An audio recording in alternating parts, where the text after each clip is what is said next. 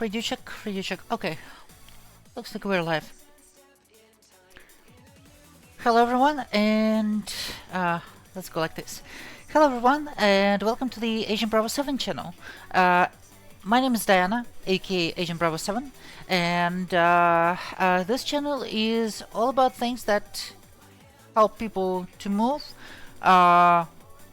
to help people to save lives, help people to catch bad guys. And today we're gonna be doing with the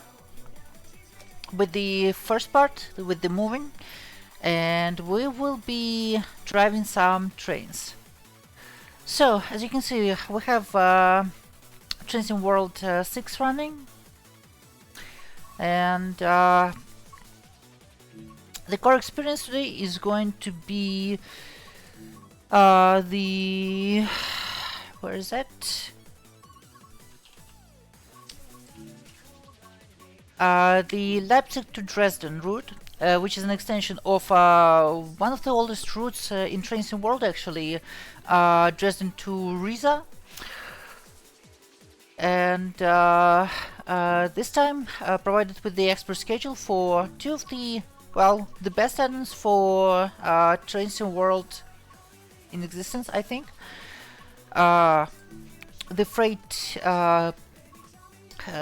Deutsche Bahn class 145, as well as passenger Deutsche Bahn class 101. There she is. Okay, that is that is related to Moss. Just ignore it. We'll start with some freight ops. Let's take a look at what services are still available. Let's do something daytime initially. Although we already have done daytime before. What's the current weather in Dresden? To make things at least slightly realistic. It's actually a light rain. There we go. We have light rain here. Empty car train from Rode route to Friedrichstadt.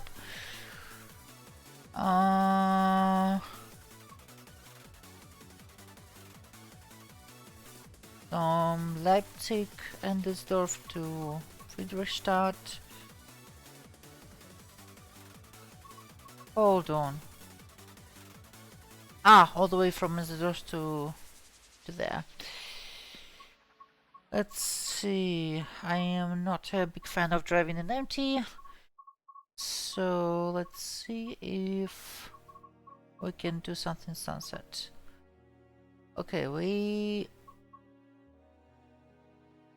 Halle CB Süd to Leipzig and Düsseldorf part 1. I think I know what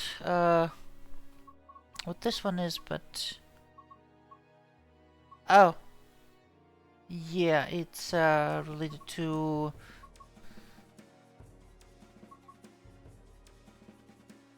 switching at Leipzig.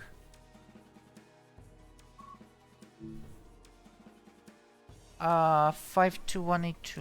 52182. I'm super confused. Anyway, let's start with some reasonably basic run. Okay, there's an intermodal, light train, everything is set. And let's get started.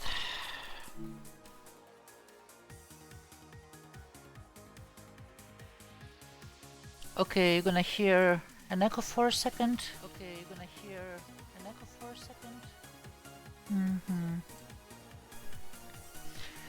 Yeah, now I know that you can hear me. Okay, we have DGS, doesn't finish that too. Wait, part 2? Hold on. Wait, let's not do that. Let's not do that. 75932. 75932. Let's do the whole thing.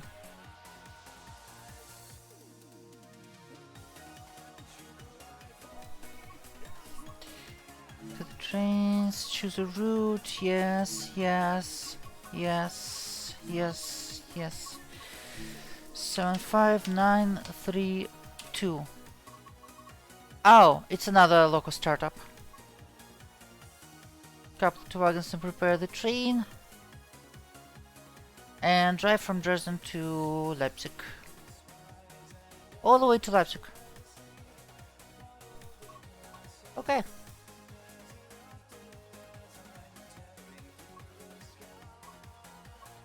Okay, so it's a 3-part. Well, okay, that's a 5-part run. Yeah, let's do that. Sounds perfect. I'm gonna need to open the checklist. V1, aka V1, full startup procedure.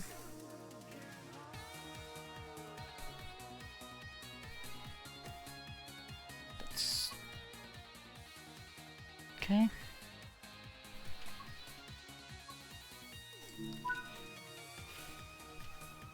Okay, this is even better than I thought.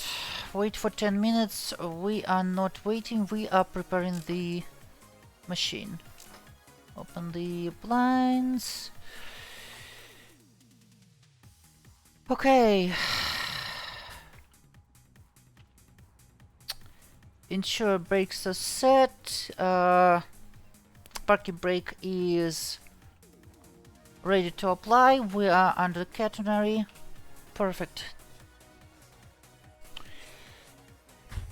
Okay, CBs are closed.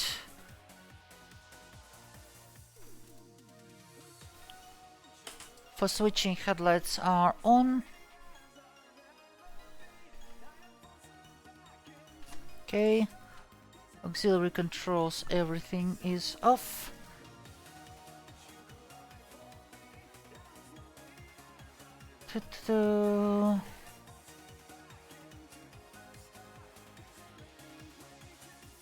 Yeah, I forgot to enable the battery. Didn't realize it's the first step, literally. Anyway, lights are set. Because are close, close, yep, correct. And I don't have any control. Okay, there we go. Alright, the parking brake is blinking, that is good.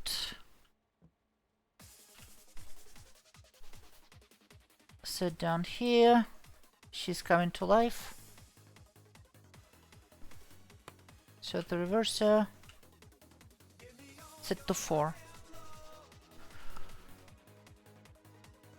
And signal instrument lights are on.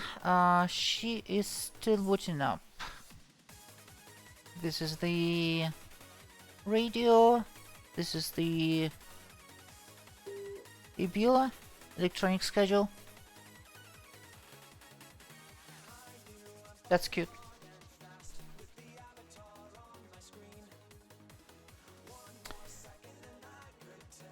Okay.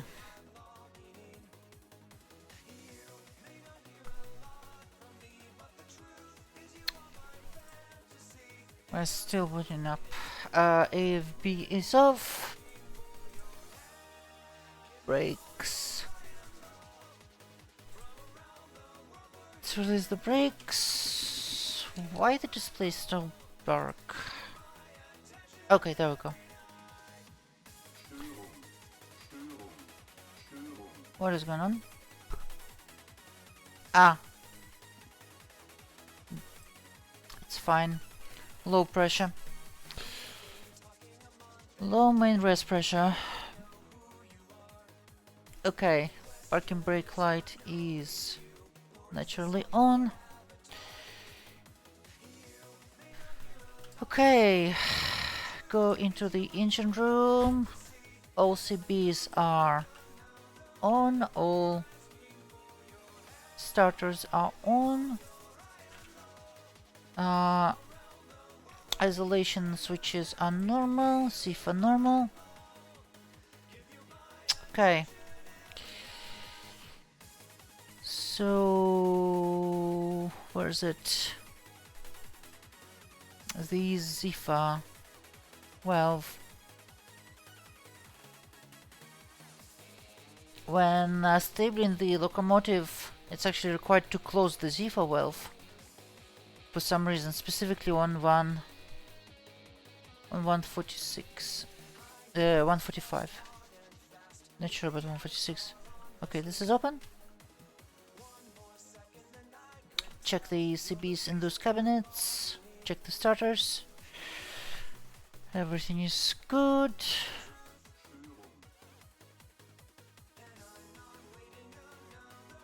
Those valves are in their correct positions.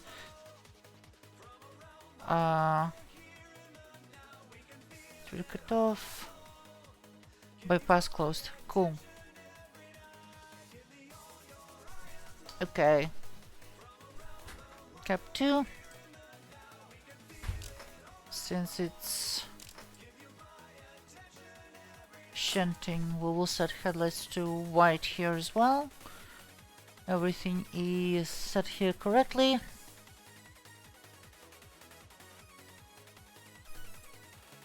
Direct brake is in the middle. Full service. No, get lost.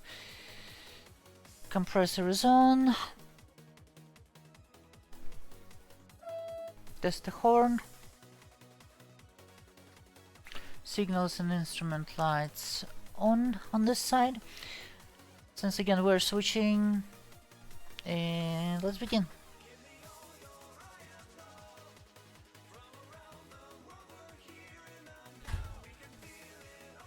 Okay, now we will need to take a look at which direction are we gonna be going. So this is gonna be direction of cab 1. So close this.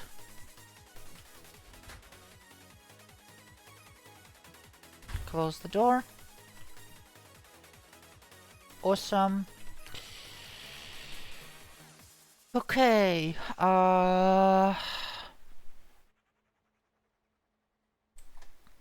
raise the pantograph.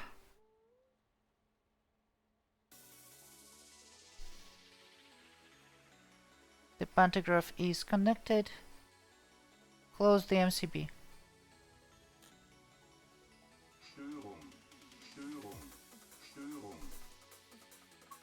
Why everything is so quiet? Everything is set correctly. Okay then.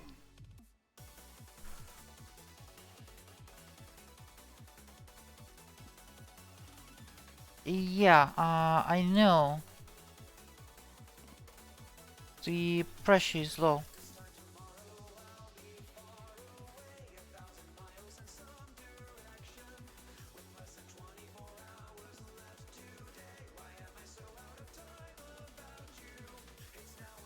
There we go, it's rising. Okay, there we go. So, main res is at normal pressure right now. Brake system prep. Brake pipe is at 5. Reverse it to M. Nothing is changing. Move back to V.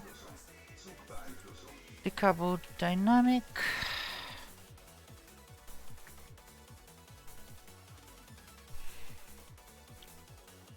Okay, reduce to 4.2. We're good. Release.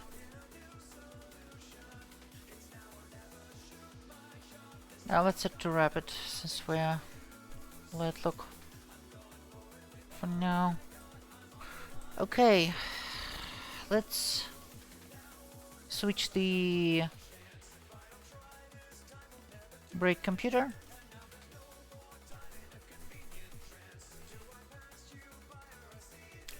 Brake computer 1 is active before the 2 was, and we are doing the same. There we go. Beautiful. Okay, brakes are released, and now we will apply the direct. Ensure we get 2. Release direct. Nice. Now we will do the BZB LCB test.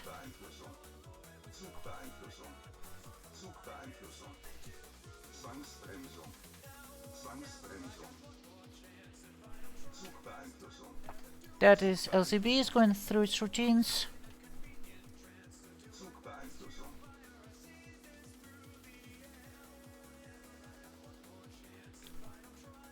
Opening the emergency brake valve a few times, just to verify that everything is working.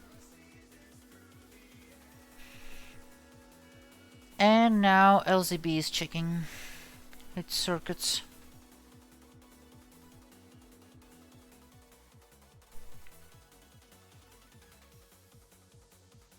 Okay.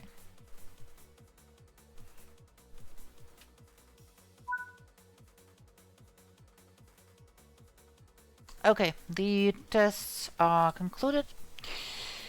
And last test is LCB test. Actually, not the last one, also the rolling test. Correction, ZIFA test. LCB test we just did. PCB, LCB. Okay.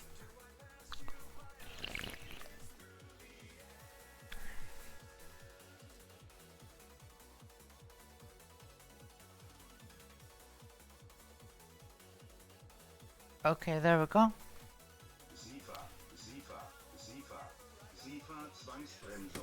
There we go.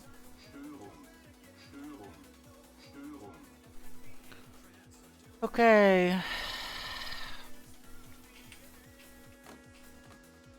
Tests are complete.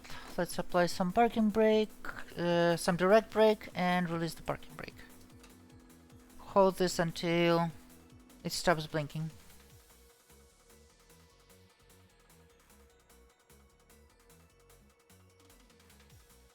There we go.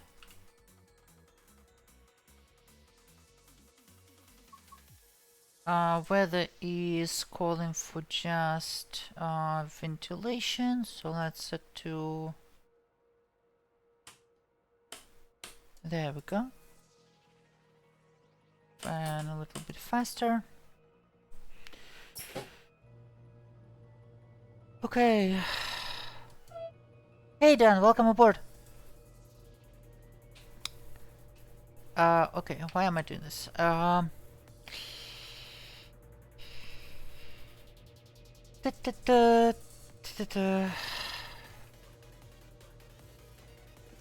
Apply a little bit of power.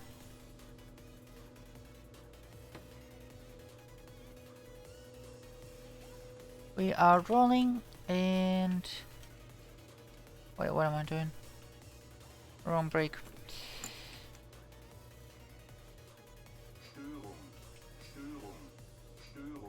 I know what's going on. There we go.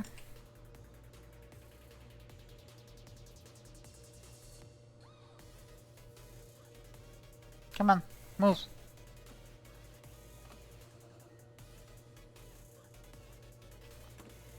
Ah, well, that's what happened. Off and... There we go. Okay, that is correct.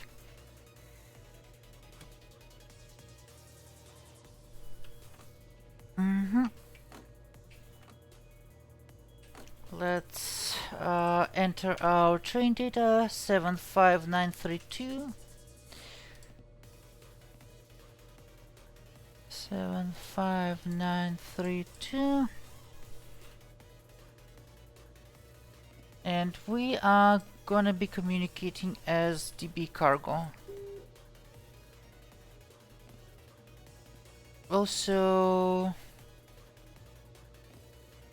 we are again 75932 and 00487. This is driver's personal number.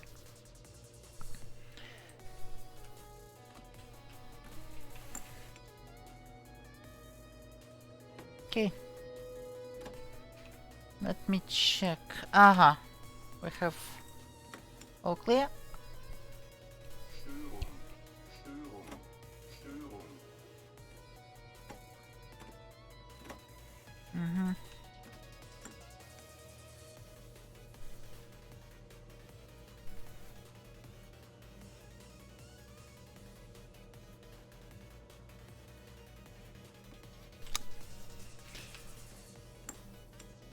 Traction lock on this thing is very capricious.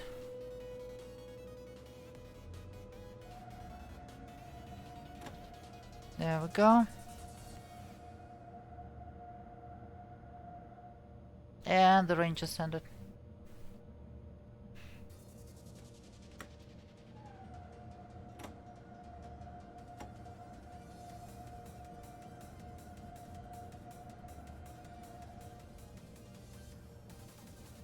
Okay.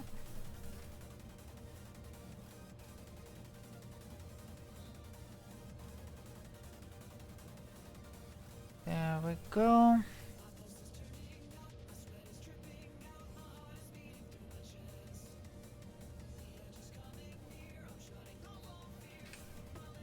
C for reset.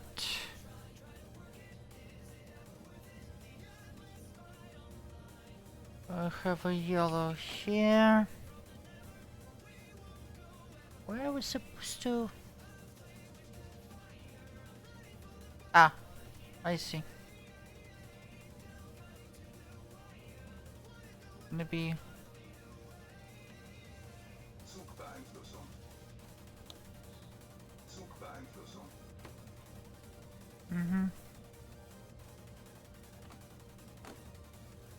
Cool.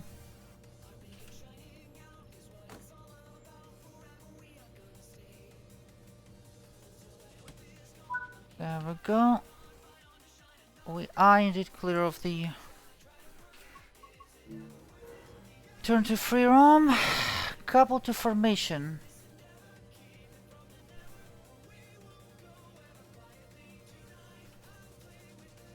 $30 vehicles. That means we are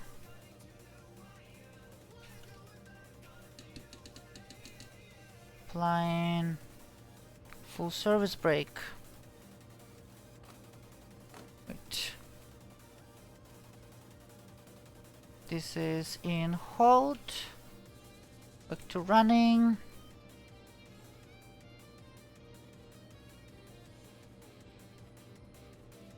Okay, everything is set correctly here.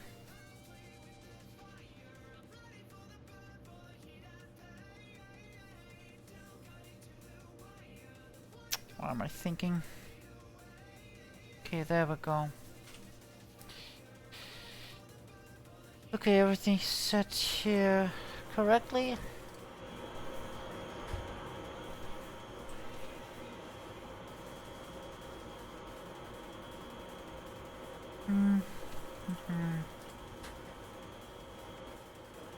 There's a cap change. Brakes are already set to R.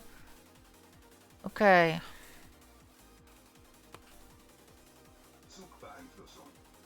It's on. Everything is set.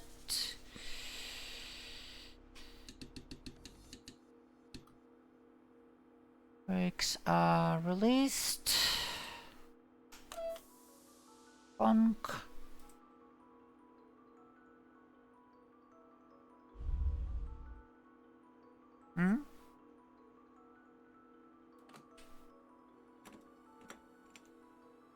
No, I think it was a So pantograph change.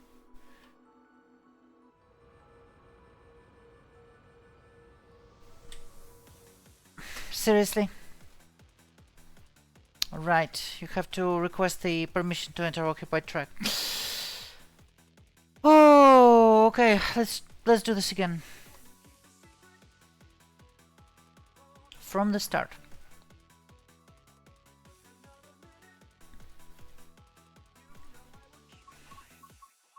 Should have checked. Okay. Plus here you can actually restart, unlike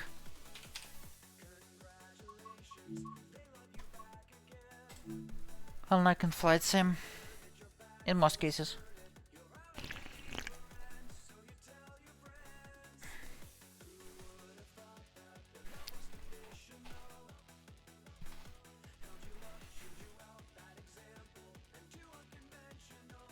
And I mean, say in SimRail, a SPAD is just a huge penalty, but not terminating the service. Like, this is bullshit.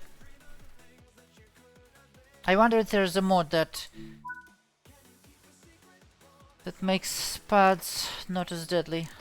Okay, open the windows. Check again. Under catenary. Brakes are ready.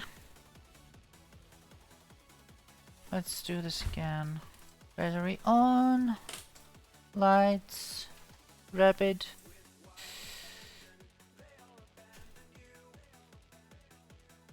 Parking brake not blinking.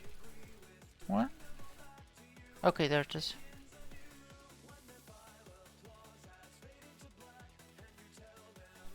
Okay, those CBs are on. Here everything is fine. Okay.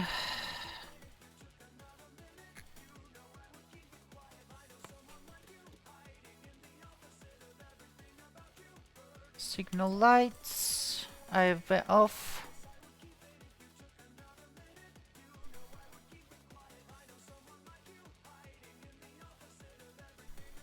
Okay.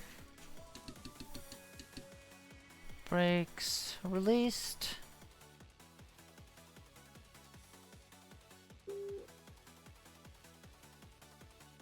Okay. So 5932.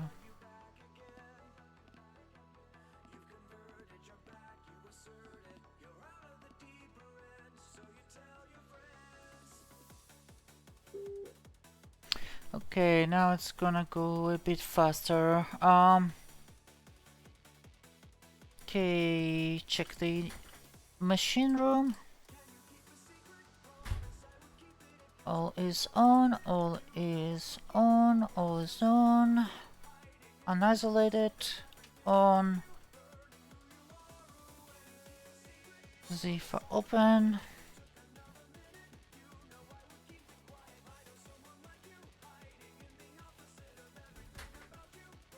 Okay.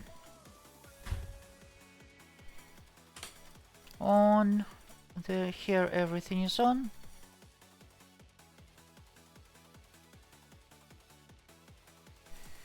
Hold. Signal and instrument lights. Open the blinds. Compressor on. Horn tested. Okay. Let's try to not mess up again. There we go.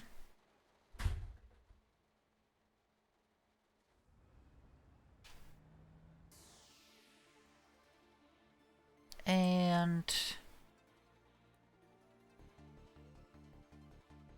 pantograph up. And close the MCB. Traction lock. Okay. No relevant information. This is just the low pressure. Wait for the main res to get to 7 bars. Same thing again.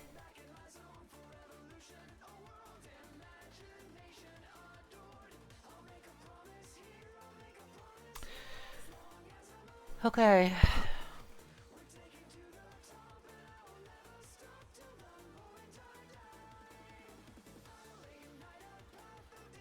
And it's out. Awesome.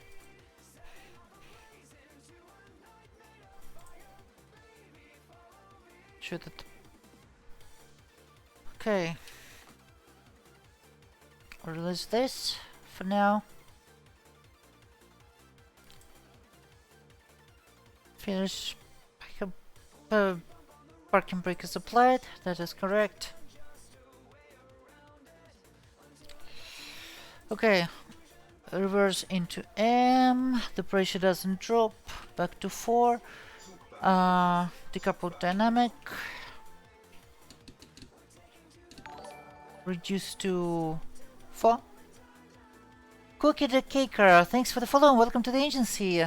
My name is Diana, aka Agent Bravo 7, and this channel is about everything that helps people to get themselves and things to different places, to help save their lives, to help catch bad guys. And today we are doing some train driving.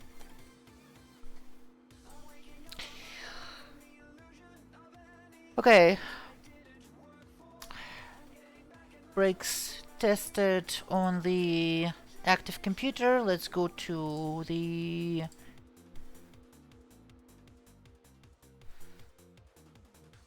the active computer is 1. Let's switch to computer 2. Awesome, awesome. Then you're in the right place. I recently haven't streamed Flight Sim, but it's definitely in the works. Muse, hey, welcome aboard. Long time no chat indeed. Okay, the computer has been switched. Let's now apply again the same amount. And the brakes are applying correctly.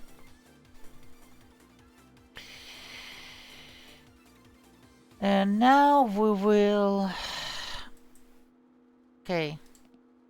And now we will test the direct brake. Apply 2 bars here, release 2 bars. Yeah, we had to restart because I hate changing world. Anyway, this is released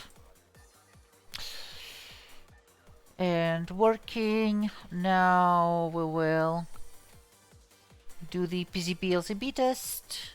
Go to Zugbesi. Test. Yeah. The thing is going through the routines. Oh, and Muse, of course, thank you very much for subscribing with Prime. That is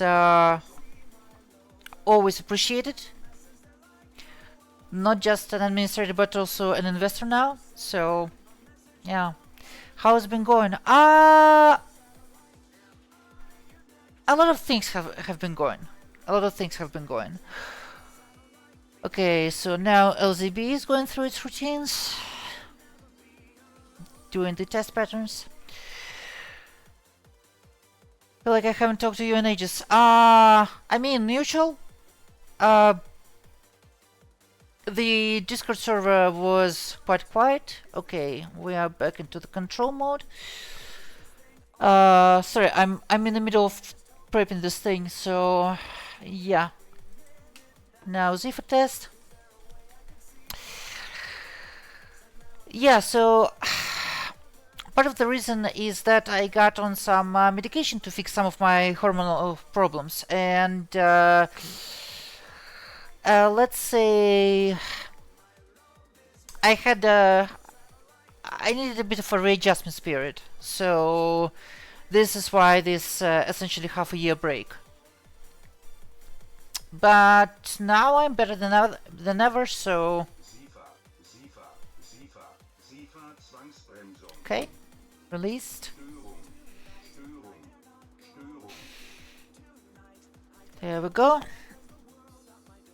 And now we're gonna apply the direct brake.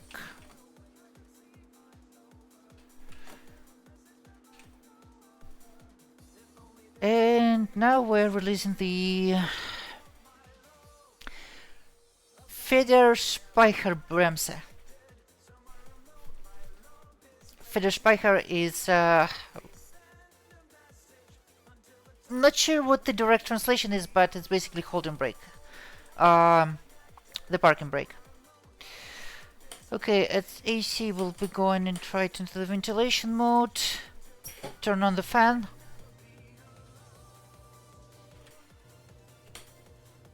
Turn on some wipers. There she is. Beautiful, isn't she? Deutsche Bahn class 145. Like in every expert locomotive, fully operable machine room. Although we're not supposed to open the cabinets right now. But yeah, everything is modeled. Every switch and valve is operational. Okay, time to get moving.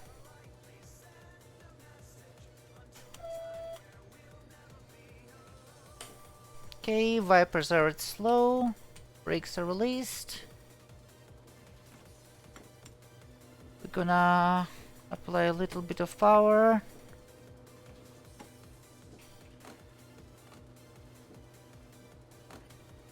Okay, rolling brake test successful.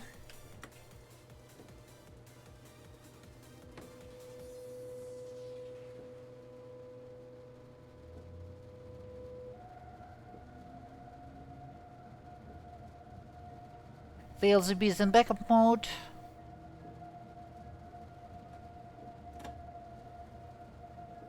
There we go.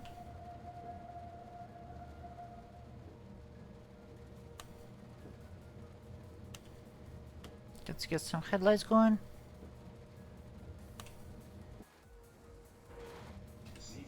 Okay, here's Sifa.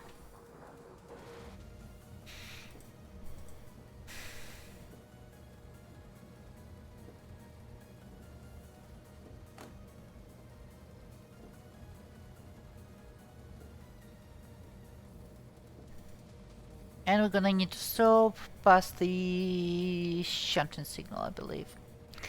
So this is the main signal.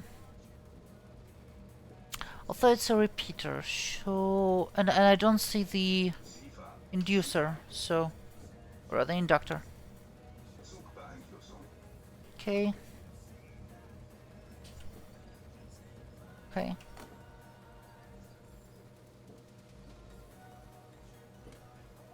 There we go.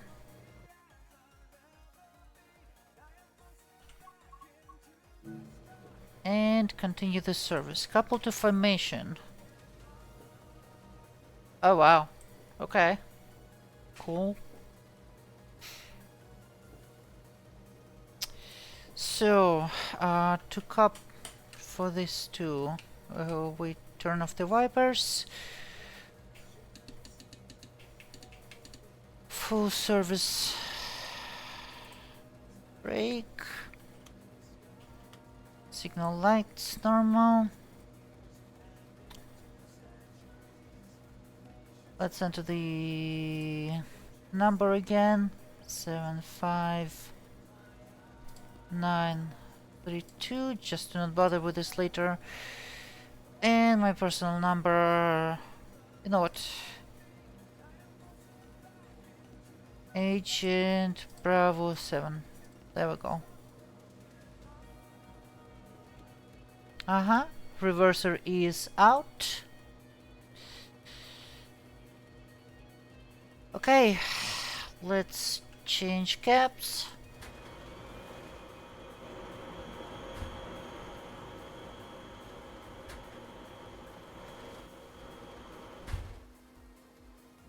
Okay, everything is good here. Switch this.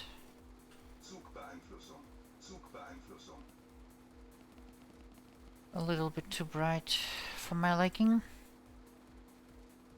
And this can go all the way to 1.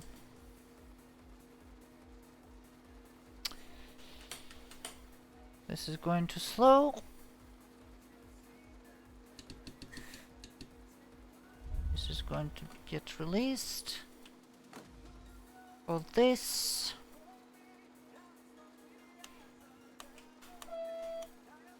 Okay.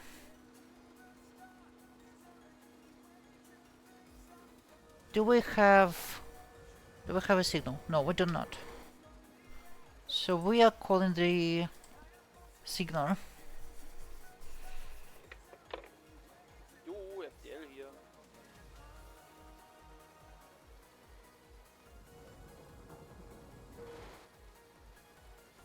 So what is... Okay, we're granted. Thank you. Flight Sim 7.3 is almost done. You are hearing correctly. Okay. Brakes are released. Hell, wouldn't it be the perfect comeback to make the first Flight Sim stream with the Flight Sim 7.3?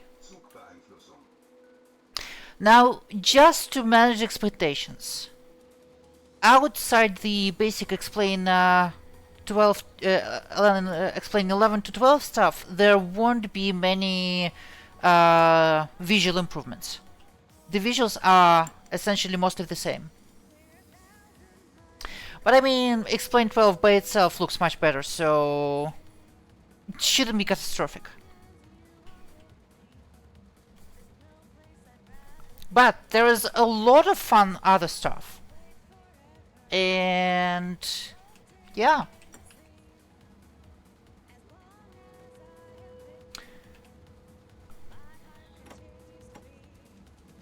Oh yeah,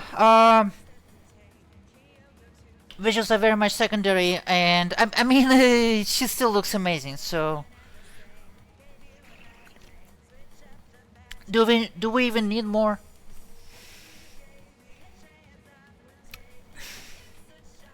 Like, I don't know if you heard, but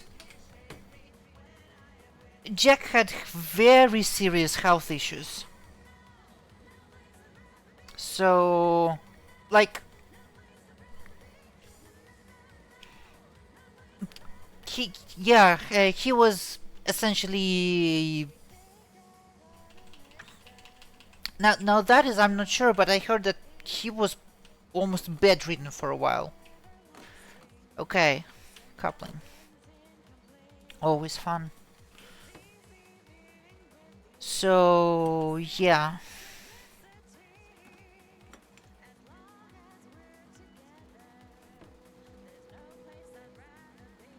And his team was mostly focused on maintaining the Q4XP, which is their main product, and let's be real, main source of money.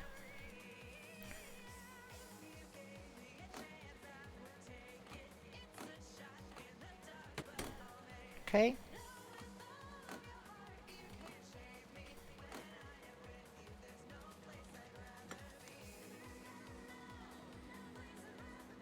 Let's push a little bit against the brakes.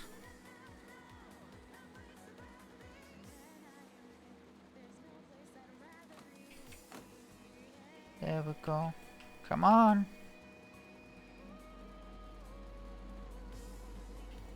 Oh, okay. I think we're already... Yeah, we are. Let's apply full. Wipers are off.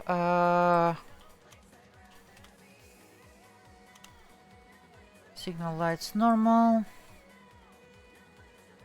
Lights are out, and full service.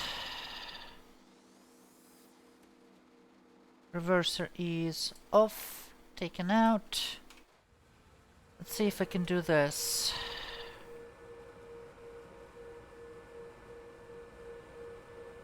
Okay. I don't think I can. Gonna have to do this then. So just to be sure, we will apply the parking brake.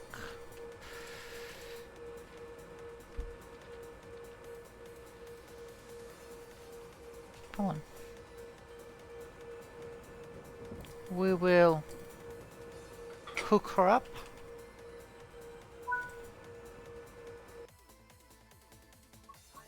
Okay. What are you doing? Stop! Do not fucking take over the lock! No! Stop! No! No! Fucking AI! No! Off! Out! There we go.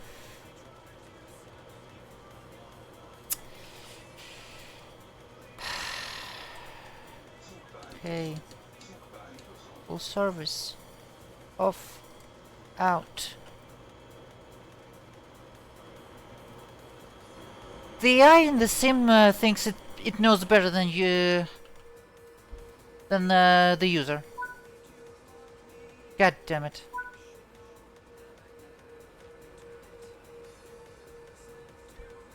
Hold on. Why aren't even coupled properly? Jesus Christ. Okay. Tighten the coupler screw.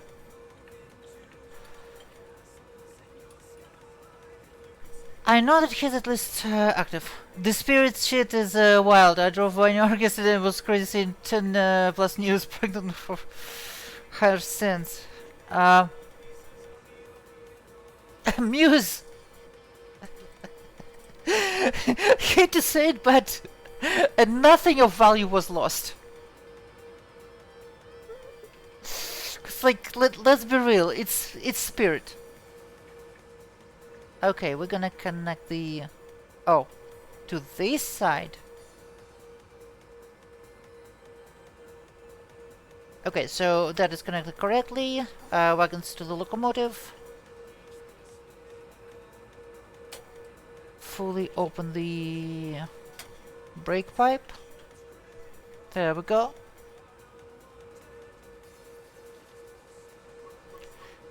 No! Get lost.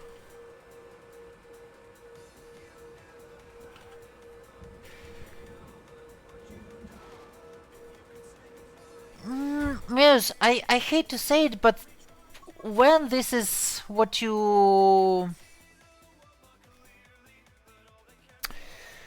when you make your whole business model reduction of quality of service, this is what you deserve.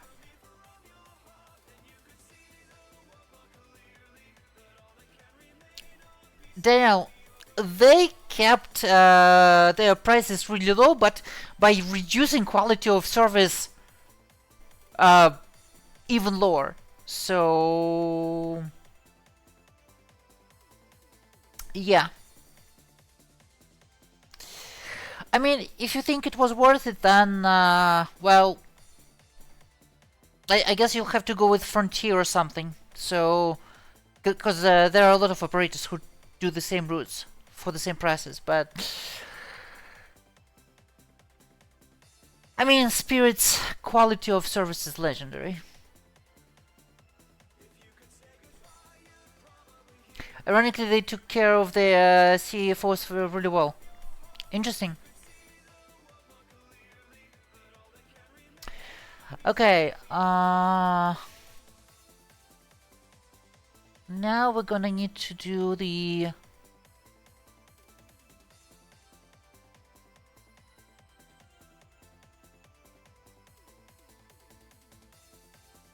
okay, so...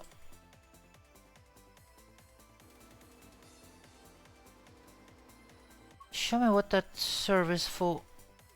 aha! So it's a newly assembled train. We're gonna need to do the full brake test. with a full brake prep and test. Yeah, that's gonna take a while. Okay.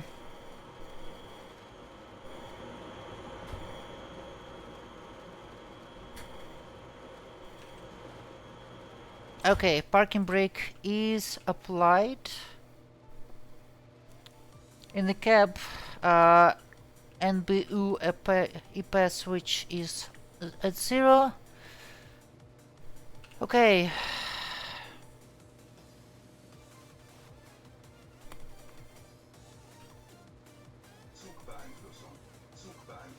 Let's see. Electric brake is running. Train brake. Let's fill the brake pipe. And take a look at what kind of stuff we're going to be dealing with. Okay, timetable is RP. Top speed 100 kilometers per hour. Now,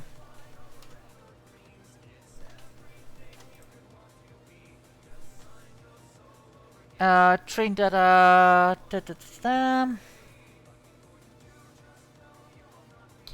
What is the wagon weight?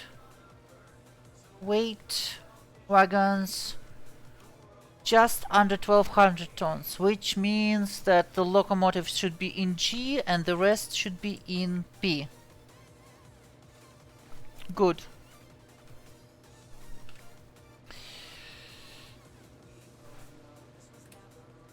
The locomotive is going to be set in G.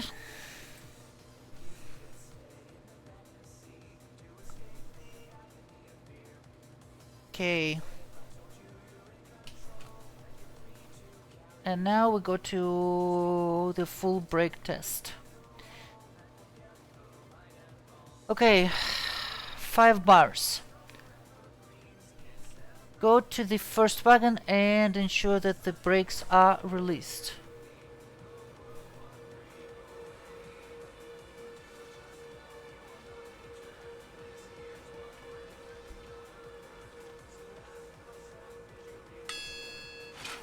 Okay, brakes are indeed released.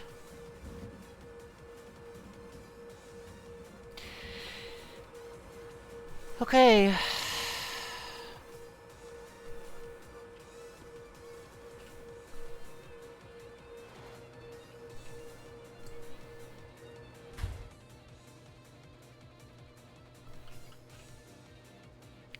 Now we are cutting off the brakes.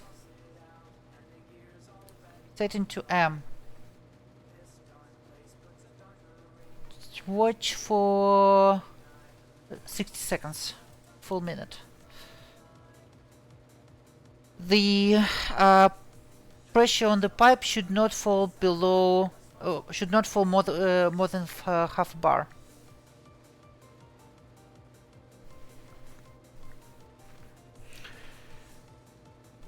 Oh, you finally got instrument rating. Awesome. Congrats.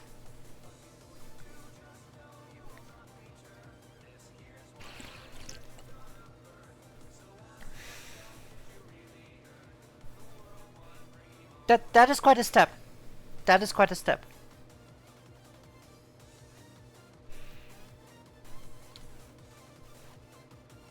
Okay.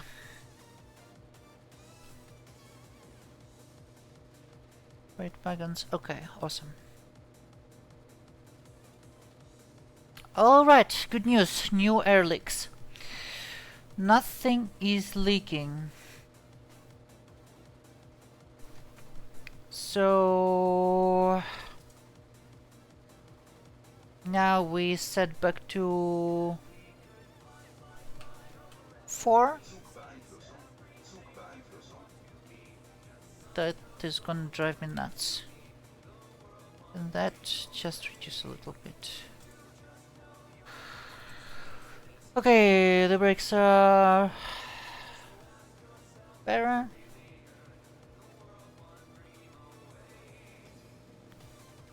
Okay. Now reduce the brake pump pressure to 4.5. Okay, there we go. Brakes are applying. Okay, the distributors on... Okay, the locomotive is already in G. And the wagons should be in P.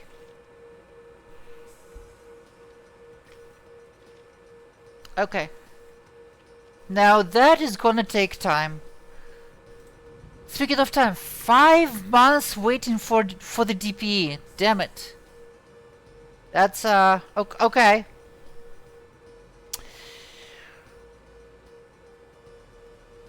Okay. So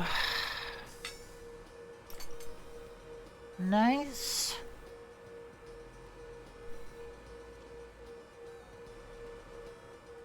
Distributor is in P. Okay, brakes are applied. Parking brake is released. Very good. Kick the shoe. Bang the wheel. Okay, no hoses here. And here everything is connected. Other... Ah, okay. No, yeah, everything's fine. Okay, that was one wagon out of a lot. Okay. That one is working. Handbrake is released. Brake shoe is fine. Everything is connected here.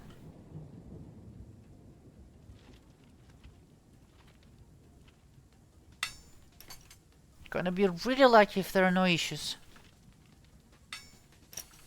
I think the first consist that I was checking... No, fuck off. I think the first consist that I was checking in the timetable mode had like...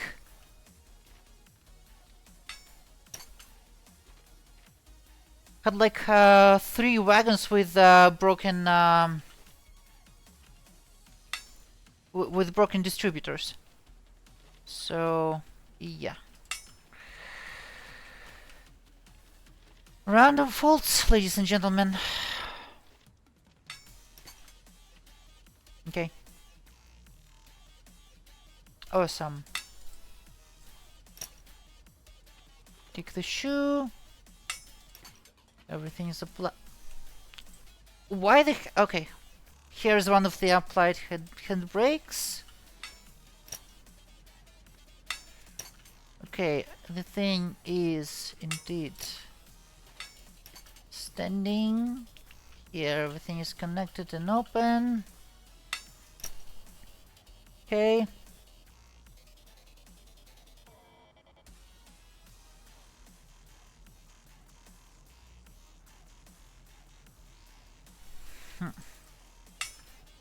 Wait. Okay, everything is fine here. I just wasn't sure. Open. Okay. Another applied handbrake for no reason. Yeah, these things have 2 distributors.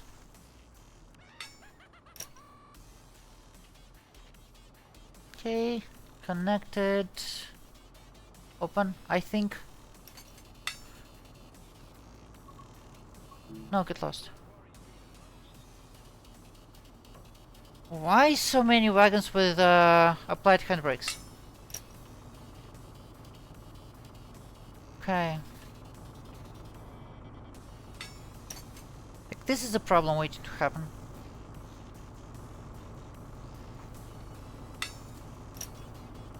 Hi. Another one.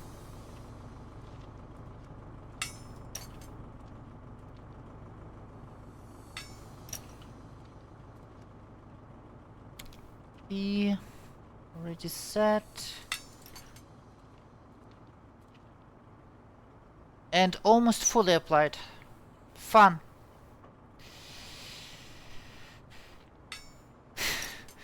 Muse, how do you like the rail version of a walk around?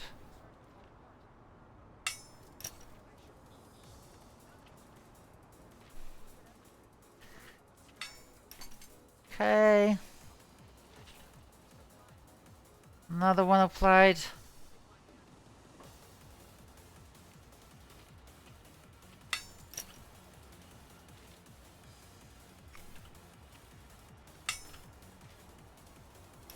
The switching brake people were really...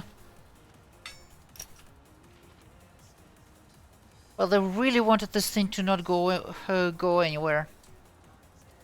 Because that's a lot of applied parking brakes. Dang.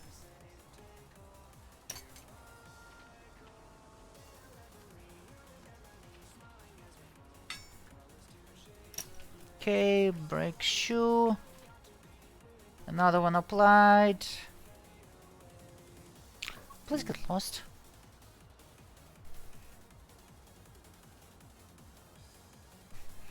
It's only 26 feet long. Yeah, right?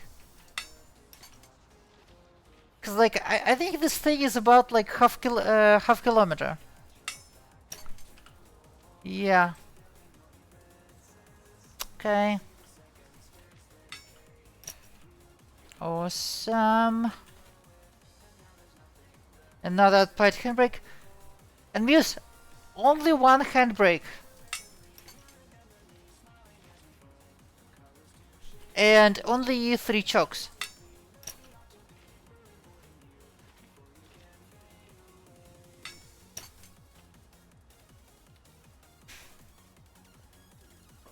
Okay. One side is finally done. Okay, let's install the end of train signals. Okay, and here everything is closed and secured.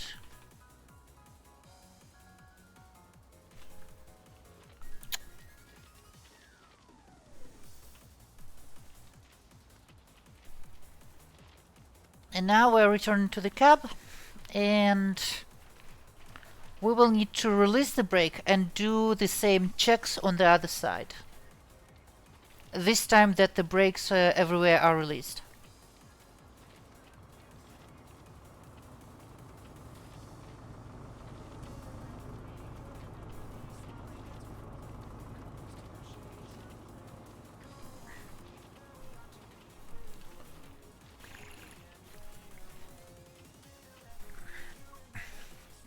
Now get lost.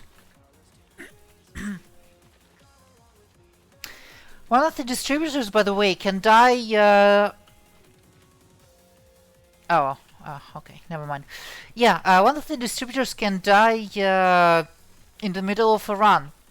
And you will get a call from the automated detection system telling you to stop at the next signal. And you'll have to find the wagon with overheated brakes and yeah,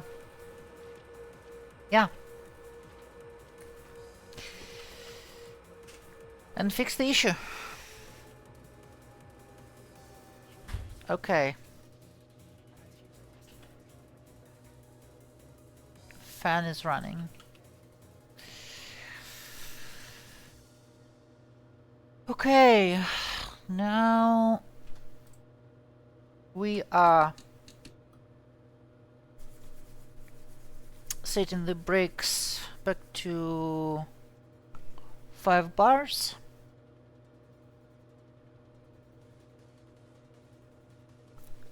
And just in case, we're gonna overcharge the pipe to 5. 5.4 is fine. That is literally just to assist the brakes releasing. Okay. And now we should hear some really happy ding from the wheels. There we go. Shoes are going off freely. Wheels are happily ringing.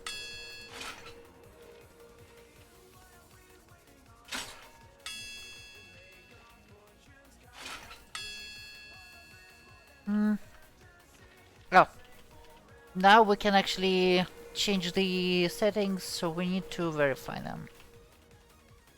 Parking, passenger. Well, passenger in the old sense. Distributor position is called passenger, but it's now used only for the fast freight. There we go.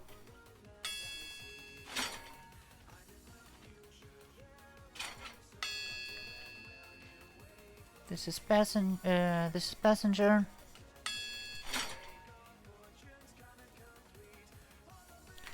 There was another funny quirk. No parking brake on my right too. The going short at the class Charlie fun. Oh yeah. I mean the 150 that I was learning, and it just didn't have a working parking brake. It just didn't.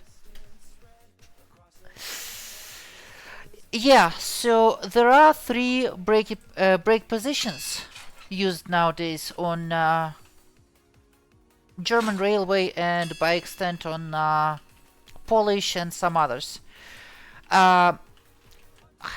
G, gross or goods, which is freight. P, which is initially passenger, but now essentially passenger setting for brakes, and used for fast freight. And get lost. And R, rapid, which is for basically every modern passenger train.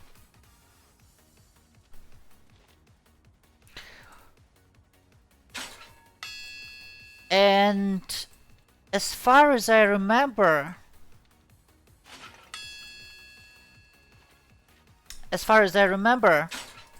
the difference between G and P is timing. G releases brakes slower so the essentially the brakes release in a more uniform manner.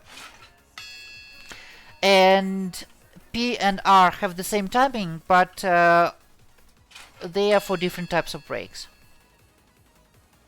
Okay. You know what? Looks like we're in luck. Well, knocking on wood. No dead distributors.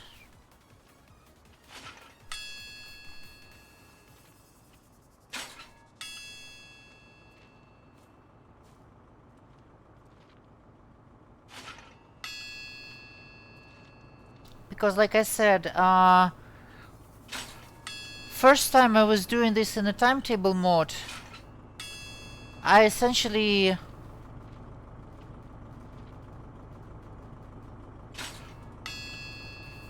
had like 3 wagons without brakes as a result.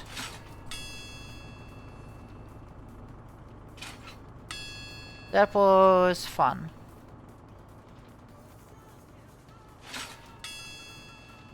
Okay.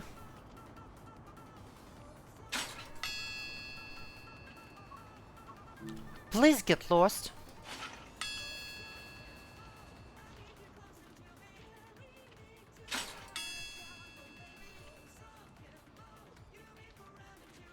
Okay.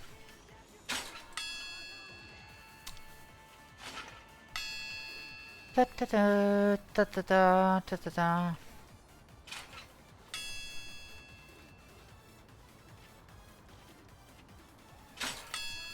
There we go.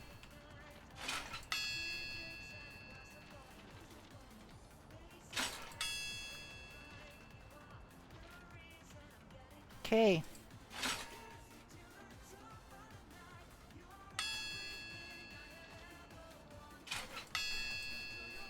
Mm-hmm.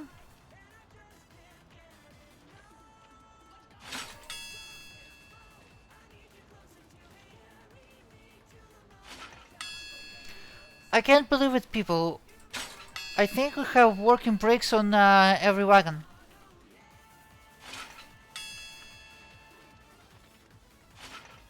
Yeah, that just never happens. Okay. There we go. I've been a bit out of the loop. So what are big improvements from TSW5 to TSW6? So, mostly introduction of a lot of very neat, actually, things that you can touch. For example, as you can see, the map, the track map, is now way more detailed. It lists all the names of the tracks. It lists even names of some signals. You can hover over any signal to see its aspect and name. You can hover over any actual train to see what's the active service.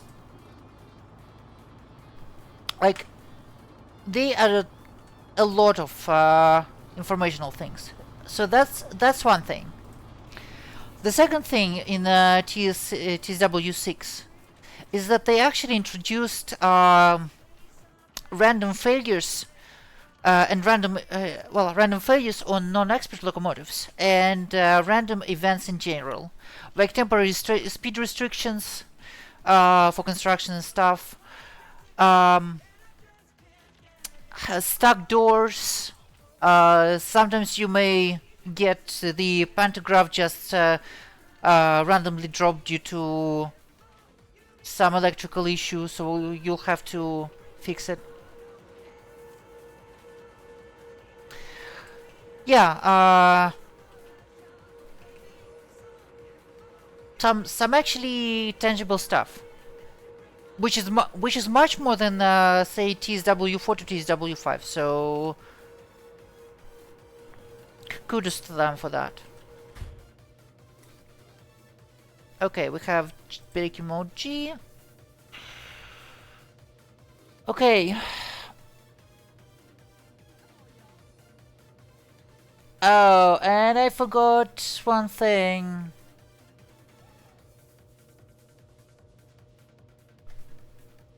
Shit. And now we're going back to the end of train again.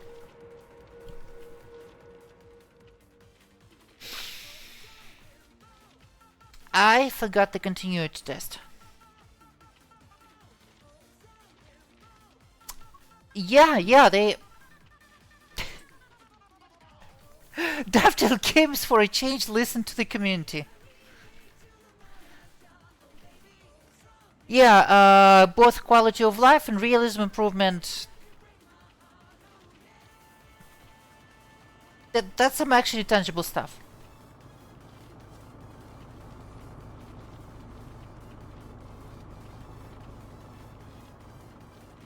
Okay, so what we're gonna need now is...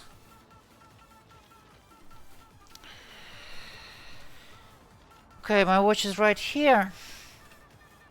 What we're gonna do is open the angle cock for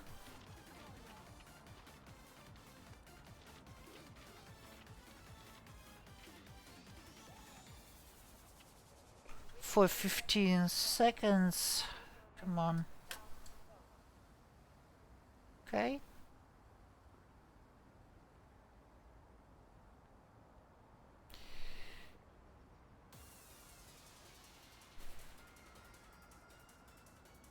There we go. Close. And brakes are applied. Since the brake pipe pressure got dropped, the brakes have applied. Now we're gonna need to wait for a little bit more and see if they release. That is, they continue to test, just ensuring that the brake pipe is continuous. That all the distributors are connected.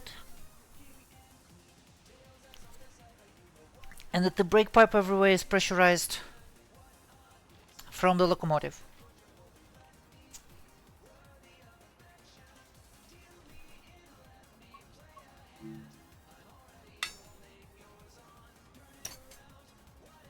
Still waiting.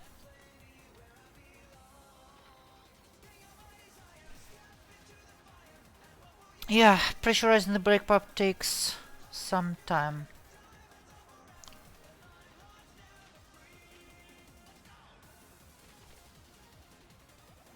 I like how you can actually see the reflectors, the prism reflectors.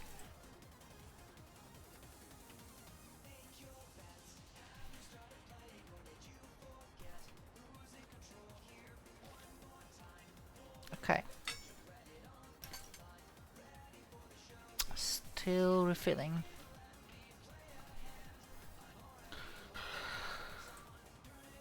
Normally I would call someone to overcharge the brake in the cab, but unfortunately here we don't have that someone. So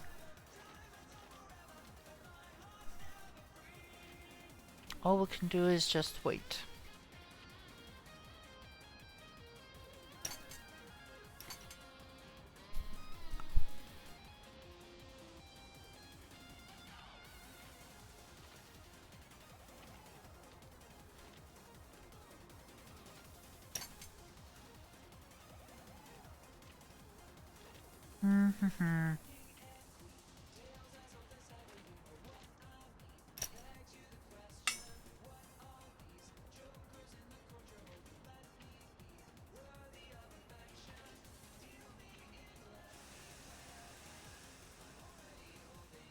Oh, I like this hissing.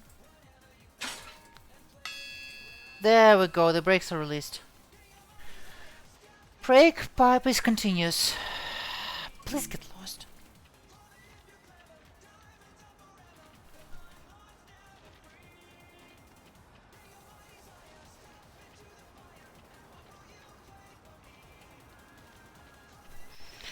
Okay, now we finally can depart, before which I'll take a really quick break and we will continue to Leipzig.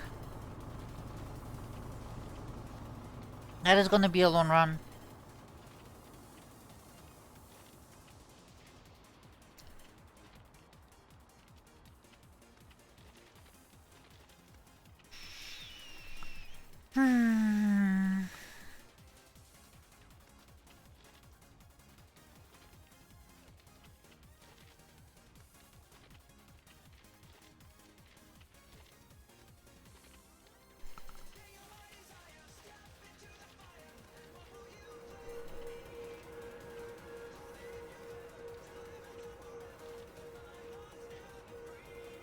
Okay.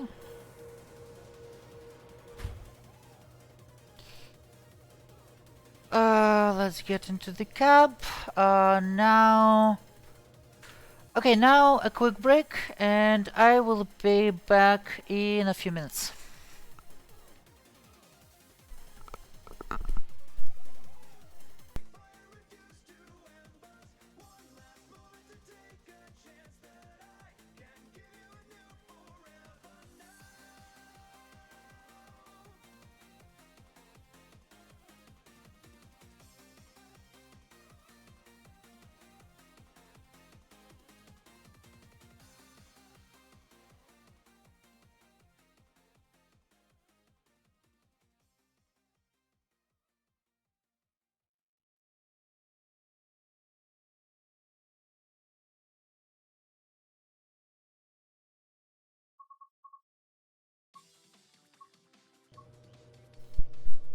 I'm back.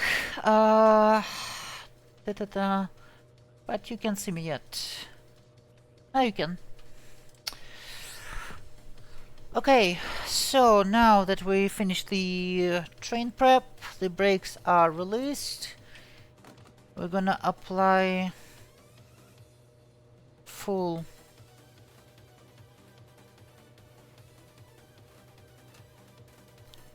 independent brake. We're gonna release the parking brake.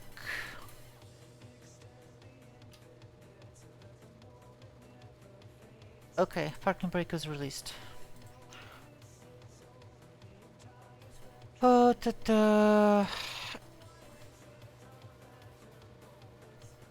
Here everything is set and BOP is not used.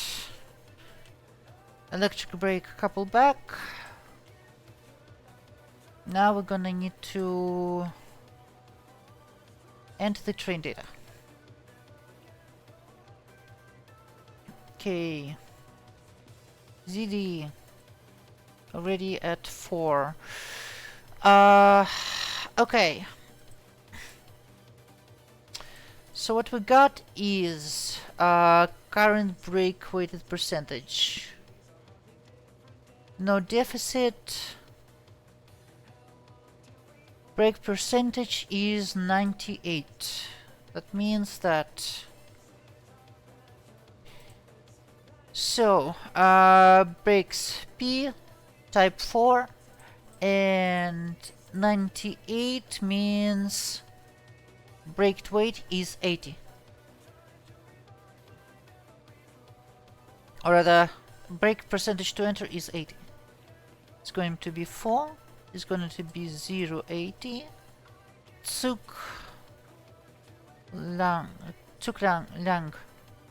Zuglange. Yeah, about half a kilometer. 463, so 47. 470 meters.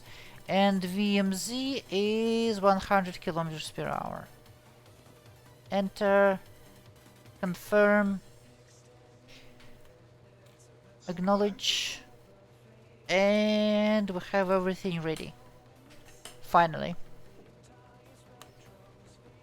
Headlights bright. We got clear. And next signal is reduced speed. So what we're gonna do is to set the AFB, release direct brake. Okay. This is gonna be 40. Good thing here the IFB is smarter, so we can just set a low throttle position and she will gently apply the power without setting the brakes. On the 101 you would have to swing the power all the way to 100% just so she doesn't try to operate the brakes again. Okay. Acknowledge. 1000 Hz monitoring. Reduce the brightness just a tad. Let's open the power axle indication. This is the effort on traction motors. Okay, look at this, almost not sleeping. That is very good.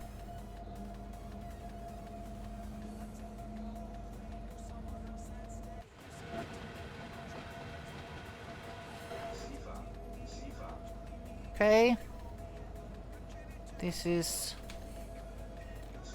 60. Unfortunately, this thing doesn't have a length counter, so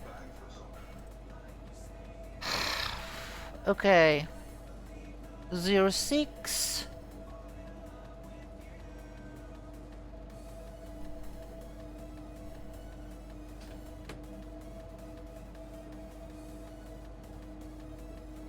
And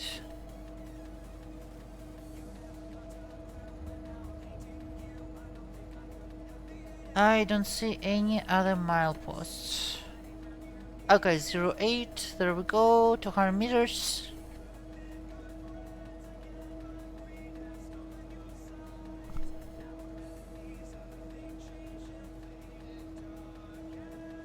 $600.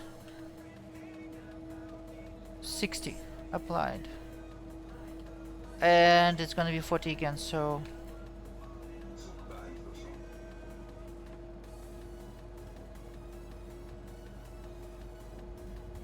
let's go back to 40.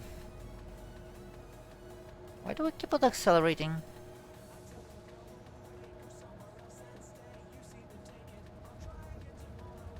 Okay, there we go.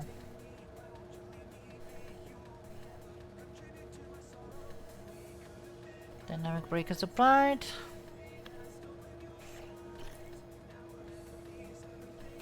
So what our route is like? Okay, we are bypassing the passenger section on Neustadt and going through this defunct, Dresden, Neustadt, Grossbahnhof, basically Dresden New City a freight yard that is defunct right now, and we are gonna be going through it. And through it there's a speed limit of 40, so that's what we're gonna be stuck with. Okay.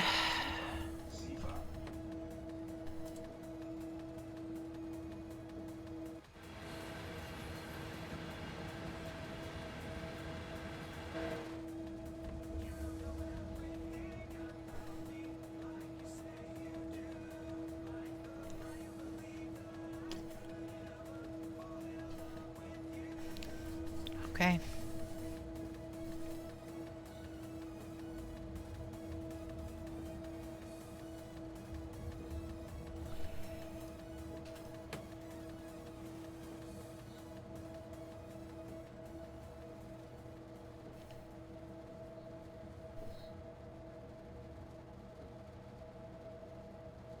So next one is 40, no inductor here. Although it's Transient World, so want her to acknowledge. And we're going through the old Neustadt yard at 40. As you can see, it's empty on basically every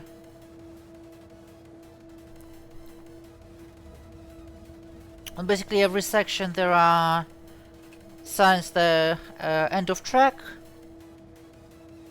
Yeah, this thing is essentially dead.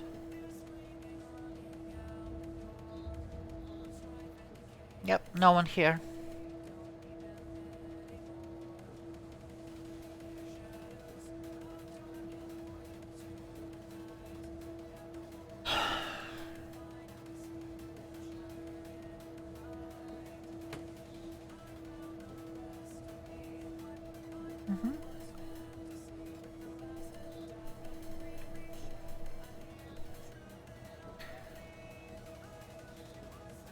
Okay, so we're probably gonna do one run to Leipzig right now with this thing, and one run from Leipzig to Dresden with the 101 or the cab car. I don't want to do too long of a stream because honestly I haven't eaten anything today. So I woke up approximately, it's 9, I woke up at 11. Where was it?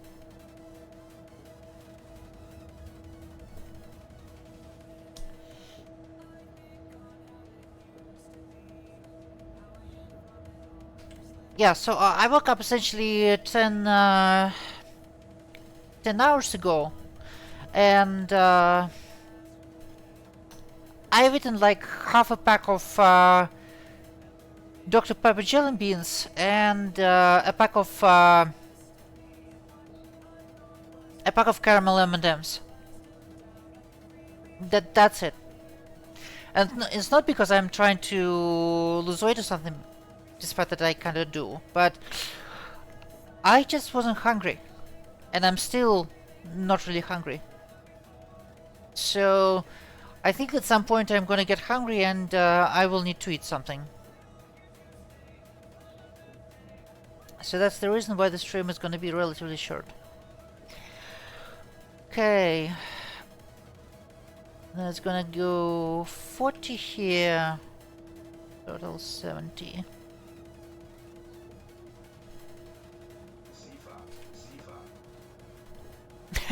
I know, I know.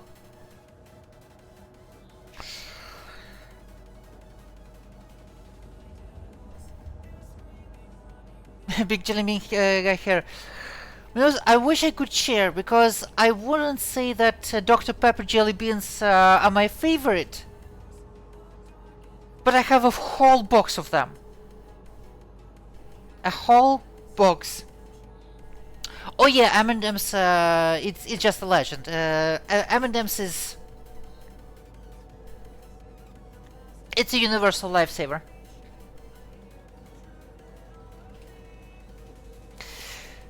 I mean, there's the reason it was invented for the military.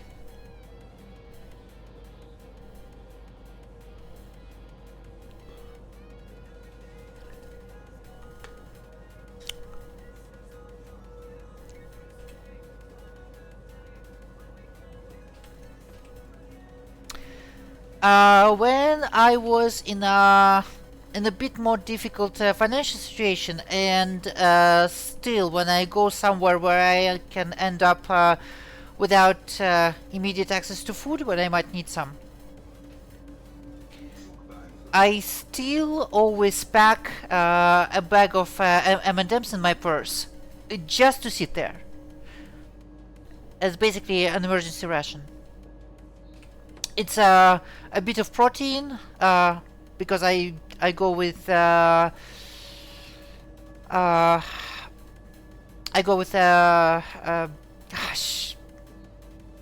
words aren't coming today. I go with standard peanut M&Ms, and a lot of energy, and nothing is gonna happen to it in the heat. Okay, we are going over some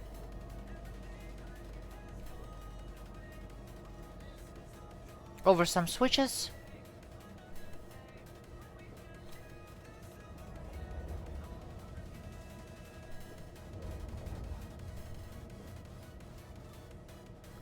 So I wouldn't say that peanut M&Ms are the tastiest.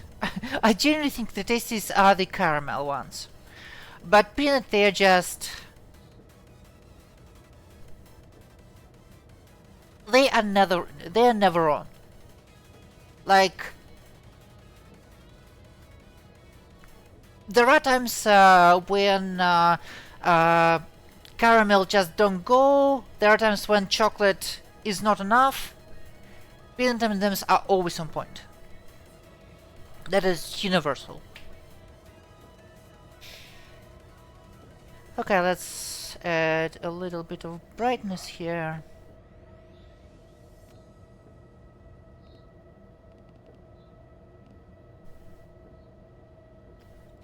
Pretzel M&Ms. I haven't tried those, but I love pretzels, so I think I'm bound to like them.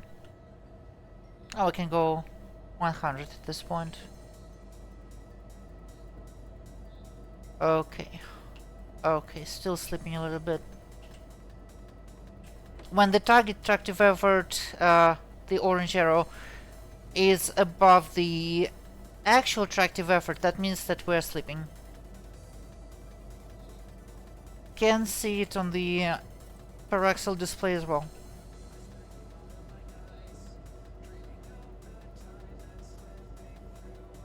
Yeah, there it is, the wheel slip.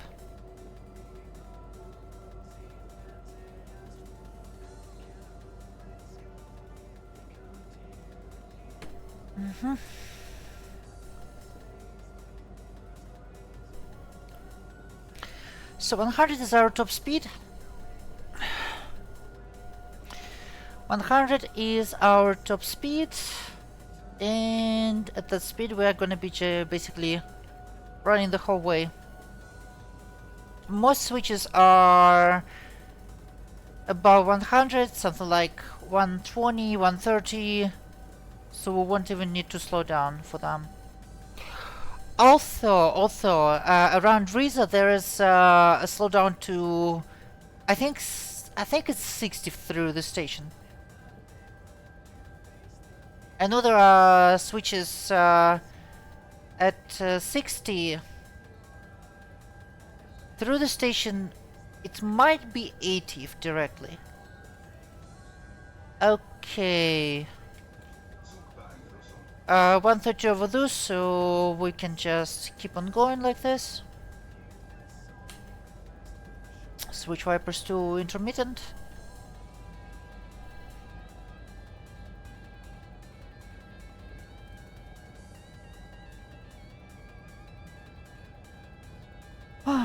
Okay. Astro Singularity, hey, welcome. How you doing?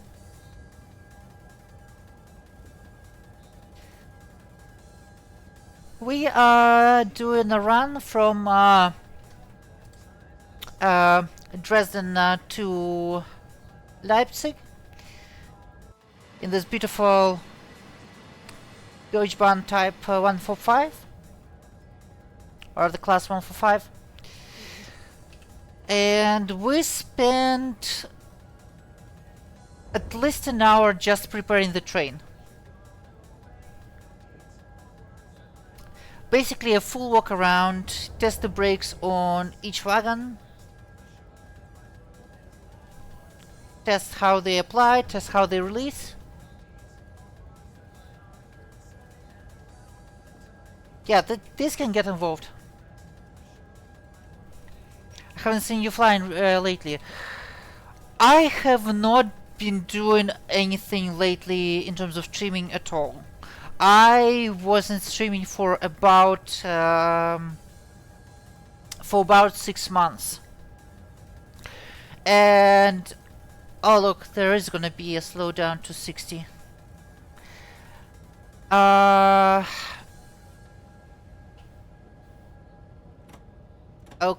Okay, interesting. We need to get below 65 and do it really fast. Come on.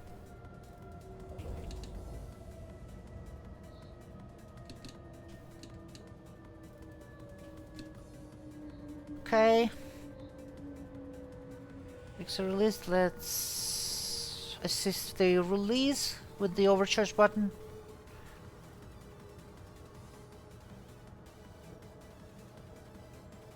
There we go.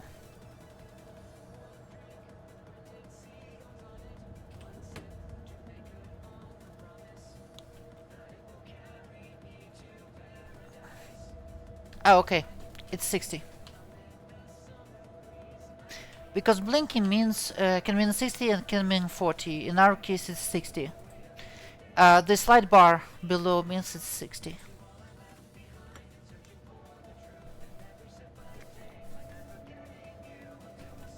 Okay, acknowledge this one.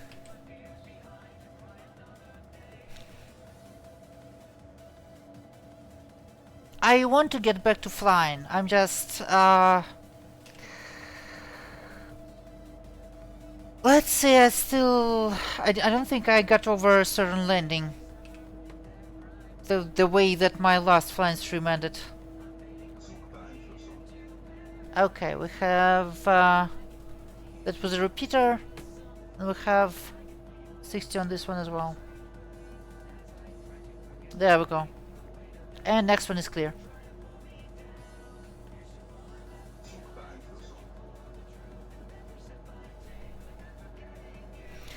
Rule of thumb with PZB.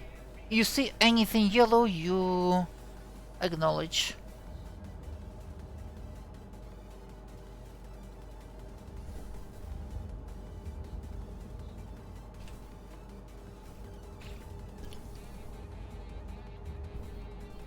Okay. We got over the switches. 101.4. We are roughly 600 meters. Well, it's actually like 450, but we will round up to 600. 101.2, and at 101 kilometers we will accelerate to 100. Have you taken this trip IRL? No, I haven't been to Germany yet. Not IRL, it is.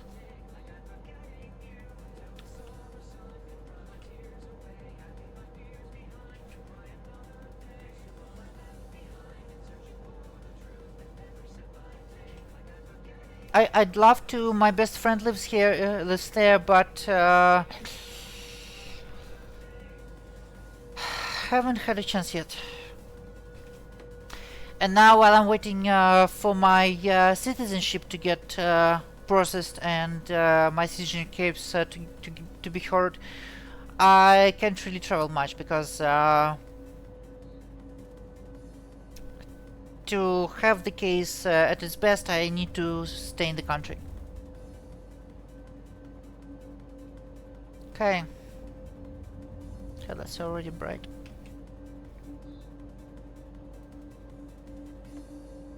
Okay.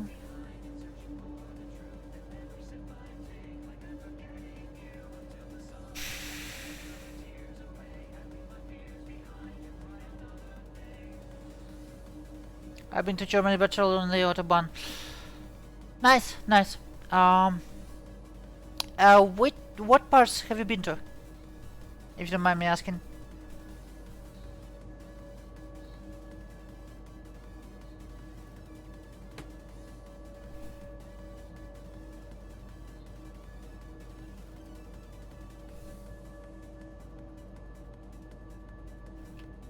Okay.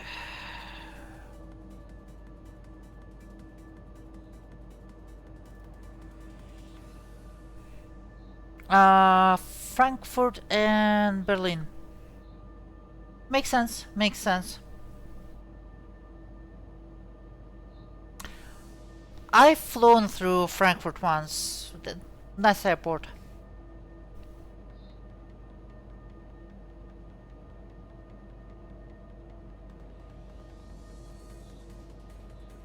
But obviously I haven't seen anything but the airport, so yeah.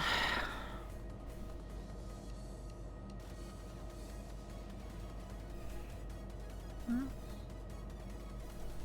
Okay.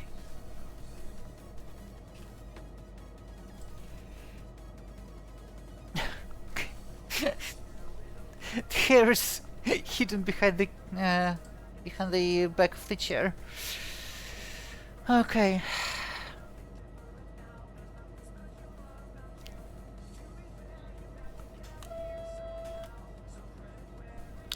Quick honk to the people waiting, so they know that we are not here to pick them up. I mean, RBH is a purely freight operator. I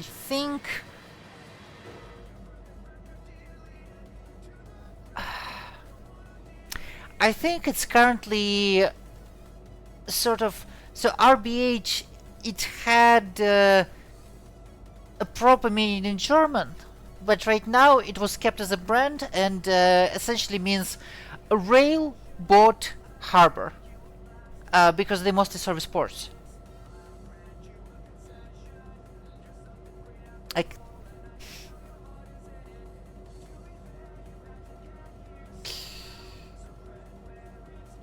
okay, we're stopping at Pristivitz siding 4, and from there it's gonna be, well, it's gonna be the same service, but different from the same perspective. Oh, let's go with, well, I don't know, 4.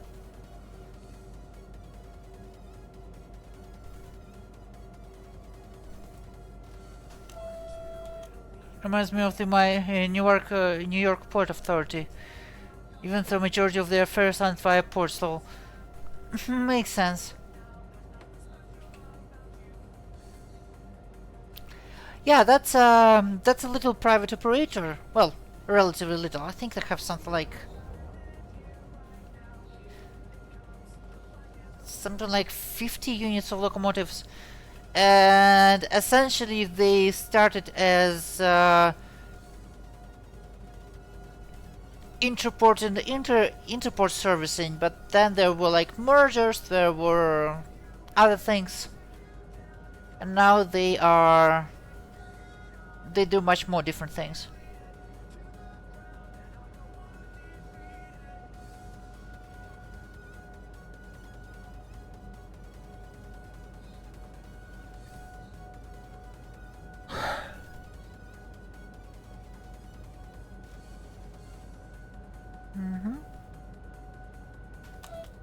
Oh look, another RBH. Oh, this one is with semi-trailers.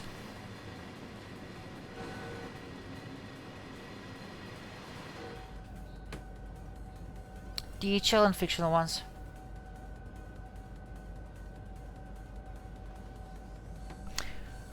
Did have the pleasure of traveling by train from Beijing to Guangzhou. I'm not exactly familiar with Guangzhou. Guangzhou? Person from why myself I was an experience. Curious, what kind of train? Is it one of their new high-speed lines or something more traditional?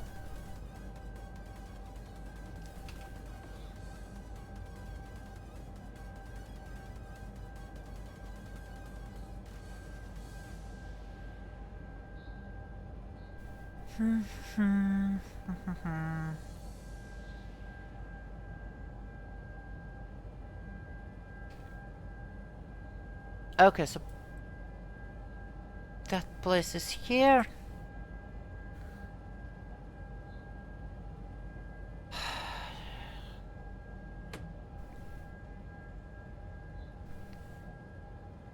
As traditional as it gets. Gotcha, gotcha.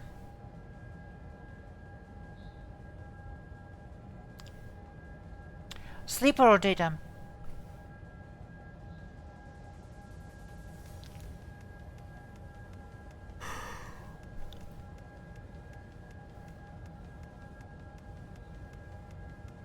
Okay, looks like we're on a downgrade, so probably we'll switch to recuperating at some point.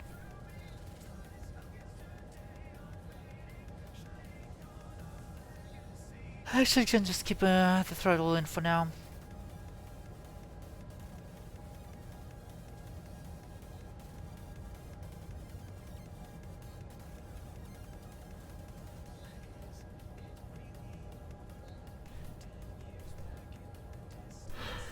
Okay. Had a sleeper car. Not they put people you don't know in with you. Yeah, it is. It is somewhat common in China, in former USSR, and can be obviously not always pleasant.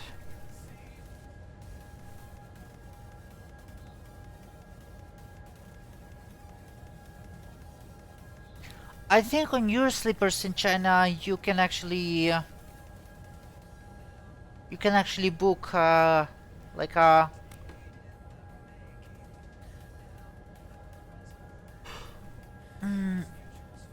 like a small cabin for a single person.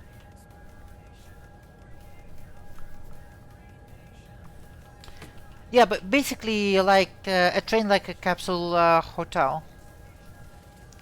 It's getting more and more common.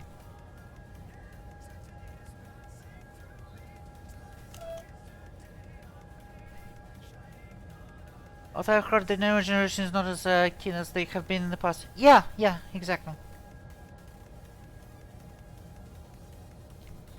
They are mostly adopting the concept of essentially a capsule hotel. So you basically get a pretty sizable pod, which is like not like just a tiny dystopian sleeping pod, but like a tiny room, and most of that room is occupied by the bed, and that's where you end up sleeping.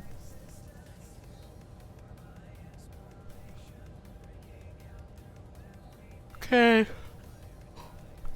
Clear through here.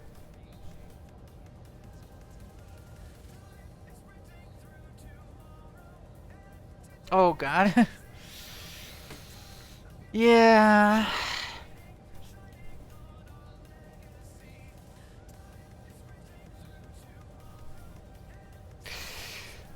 That sounds like an experience.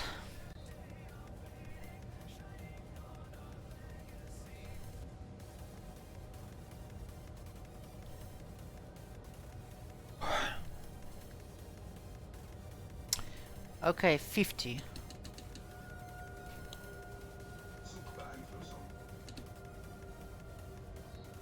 We're slowing down to 50.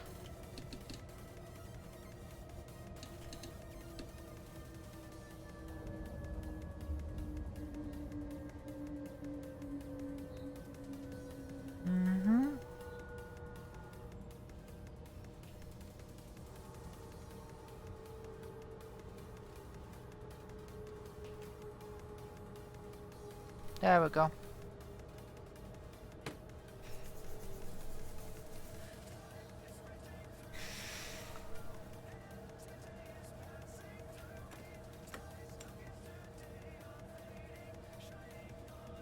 Yeah, we'll still have the traction lock.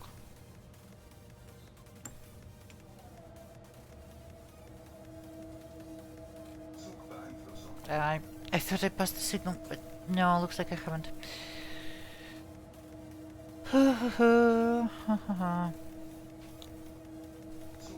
So the next stream is going to be, and no, I'm not wrapping up yet, but just so you guys know my plans, next stream is gonna be Sonic Racing Crossroads again, and we're gonna be participating in the Legends competition. Unfortunately, no chance to play with others, like on a festival, because it's strictly prohibited in the Legends competition, which is essentially a ranked mode. But still should be pretty fun.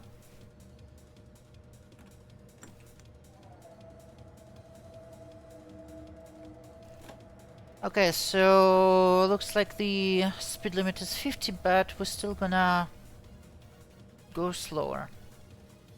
I don't want to overshoot anything.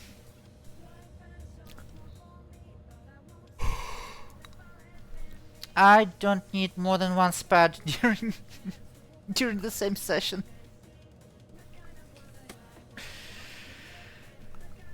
Alright.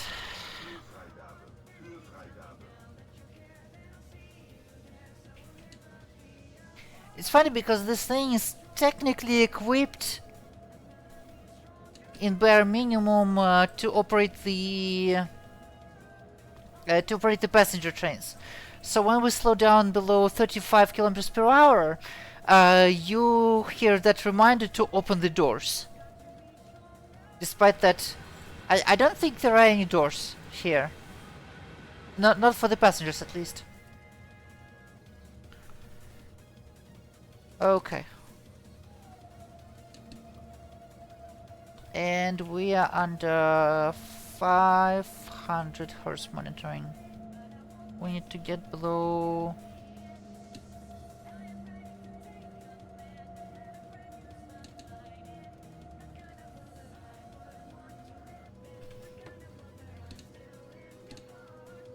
There we go. Stopped. Turn to free roam.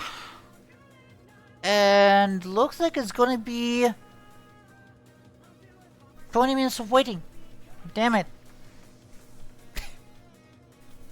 Like, departed late, but continuing early? Fun. So, okay guys, that means I'm gonna take a quick break. I will come back, and while we are waiting for continuing our service, I'm gonna apply the independent table light off,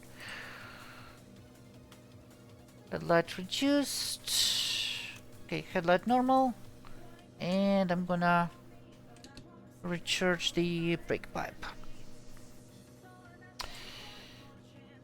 I've base at 50. Let's additionally secure the train by zeroing it.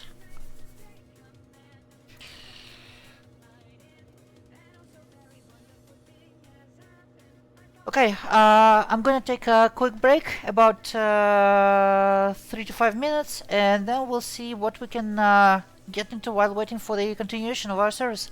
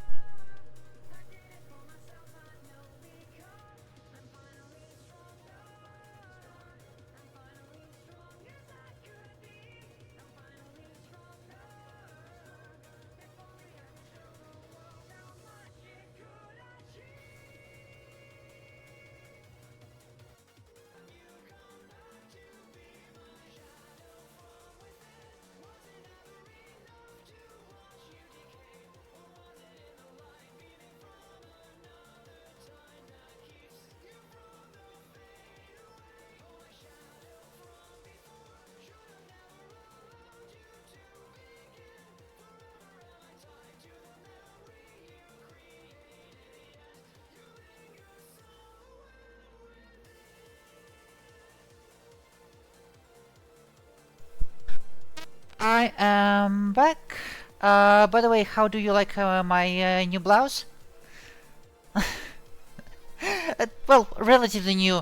I actually bought it like more than a year ago, I think, when I went to Uruguay, where there is actually H&M, and it was just sitting on the shelf since then. But yeah, I think it's very classy.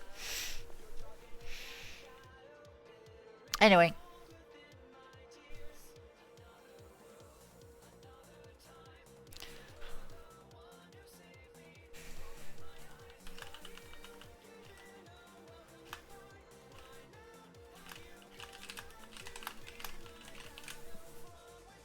Okay. No H&M in Argentina. No, unfortunately no. And the issue is H&M is the best fitting and the most my style out of sort of well, people say that it's fast fashion, and yeah, most of the things in H&M are fast fashion, but there are gems like that. So yeah, Argentina has Zara, but Zara rarely fits me good enough, so it's a huge trade-off. Levi's is thankfully here, so that is something. Okay, let's see what we got. So there is a thing that I wanted to actually look at. Why are we getting quiet? Okay, no, nothing is happening. Okay, let's get back. So, completely unexpectedly, Nintendo dropped a new Direct without any warning, without any announcement, without like anything. Let's go to Nintendo of America. Star Fox Direct. Like, literally, the announcement of a whole new Star Fox game. Okay, no, we have about 10 minutes left, so... And it's about 16 minutes, so... Yeah, probably some other time. But, like, no one expected that. The only kind of suggestion that there could be something Starbucks was the fact that Fox McCloud was in Super Mario Galaxy movie. The Galaxy movie is actually confusing. I won't say that it's bad, but it's also pretty shallow. I'll wear something from them one two times the material starts decaying. Uh, a little bit more for me, but like 5 or 7 wears um, and the buttons start flying off. So there is that issue.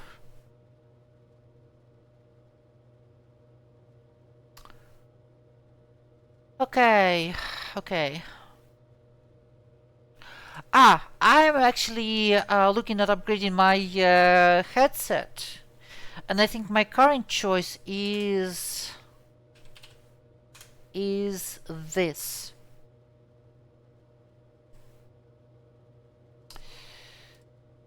Wow, Audio Technica website is kind of crazy. So, in general, in terms of sound and everything, I like Sennheiser. Like, this is one of their later products. But I recently learned the history of Sennheiser with their consumer division, and in short, it's a mess, and the consumer division is for sale again. And no one knows who's gonna buy it. So, that is quite annoying. And especially annoying that the Sennheiser family already declared that they are not going to buy the consumer division back. So, first what happened is that first they sold their communications and gaming headsets division, or rather started a joint venture with what is later known as Epos.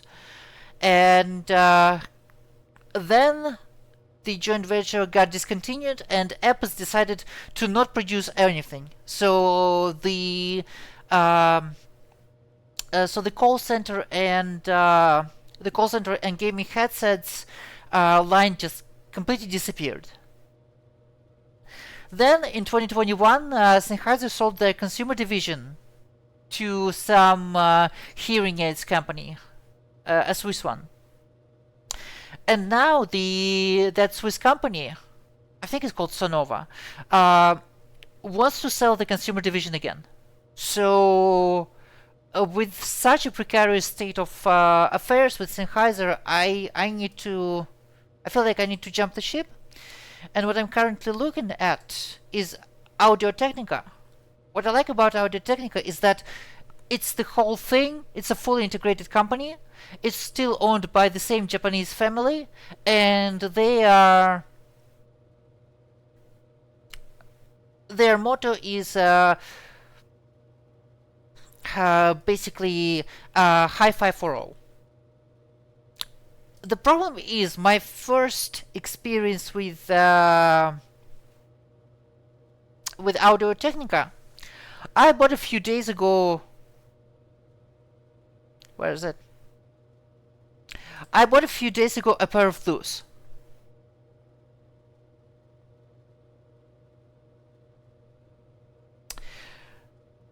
A $15 headset. It doesn't sound like Audio Technica. It sounds like a $15 headset. A bad one, that is. And it's not even a counterfeit, because people confirmed this doesn't sound like Audio Technica. Anyway, for something actually good, I want to get this.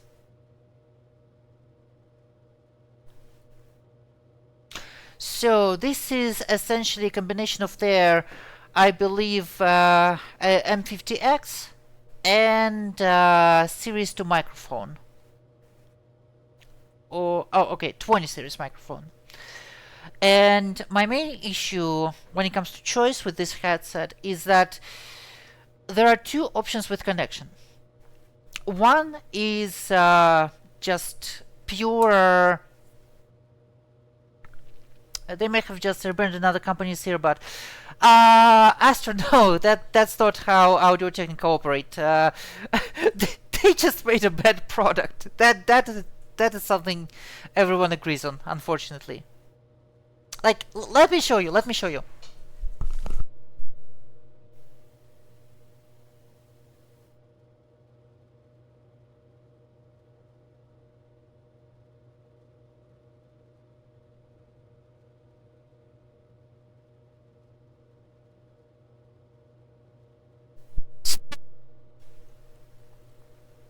I don't remember the exact model, but this is a pair of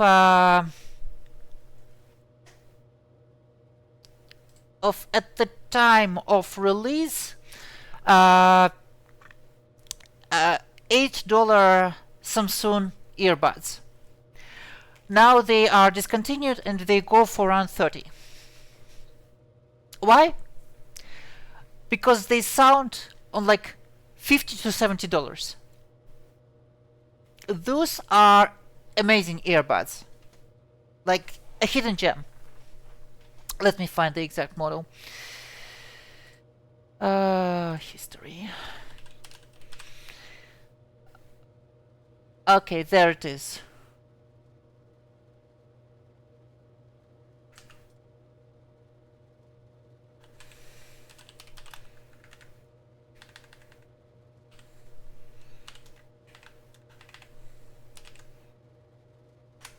This model. Again, at the release time they were $8, under 10. Now they're sold for more because they are amazing. Well, for like under $100 earbuds. But yes, I'm looking right now at this thing, and the main question is, what kind of connection do I want? I can get a USB version with integrated DAC DC. And it's basically a completely self-contained device, but it also means it's going to be compatible only with my computer and other devices that have USB. And the other option is to get the analog version with a 3.5 jack for the output, for the earphones. But for the XLR, I'm going to need an audio interface, because I'm going to need to drive this microphone with phantom power, and I will need to convert the analog signal that comes through the XLR adapter into digital signal. And I can't decide actually, because the DAC DC pair that comes with it, it's actually really good. Up to 96 kilohertz sampling rate, up to 24-bit sound. Music, yes, this is exactly what I'm thinking. But the thing is, the USB one, it actually goes for cheaper here, probably because no one wants it. And I'm not sure if I'm going to be doing any kind of serious recording. Granted, my girlfriend is into serious recording, so we might find use for it later if we go for XLR. But that means I need to find a good audio interface. So yeah, that is another fun thing. And it sounds like we need to continue our journey. Let me move this away. Main.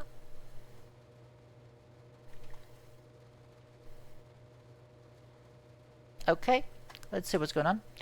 Wait for a moment. Yeah, so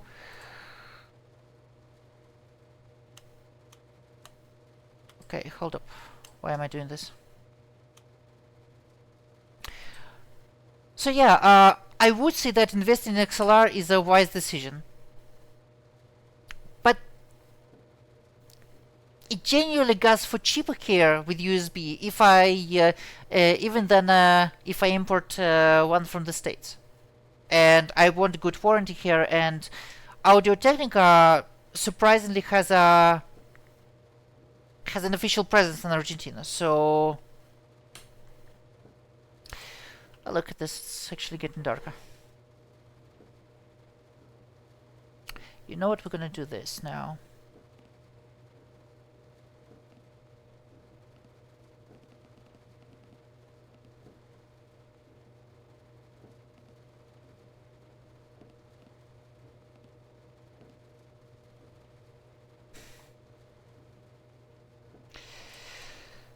Yeah, I think for future proofing, and especially since I'm planning to stream more, and since I'm playing live quite behind the current streaming, yeah, it's probably worth investment. I would agree.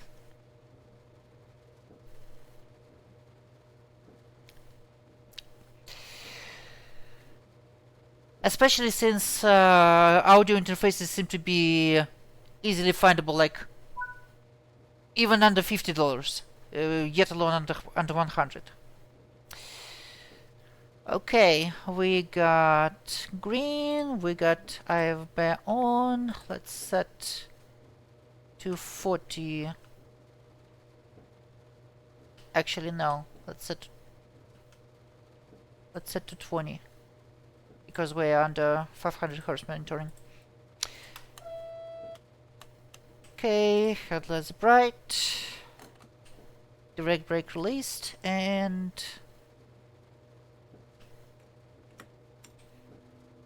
let's apply a little bit of power.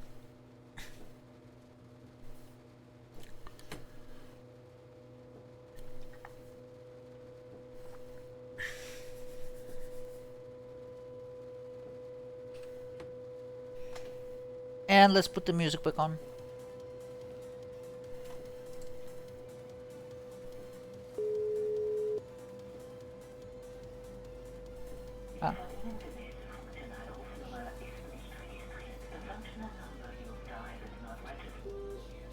I'm not sure what was that.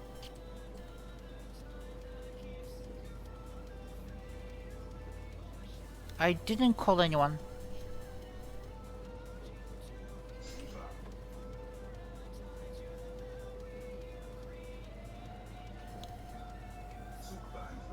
Actually, why am I acknowledging anything? Okay, it's gonna be 40. The line speed here is 60, so we can go straight to 60. And we need to release the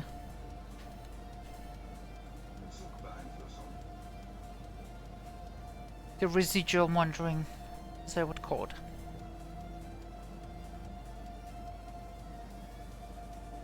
Okay, so about 400 meters from, well, about 500 meters from here, we will need to continue accelerating to 100. Can't really apply a lot of power here. The rain and everything.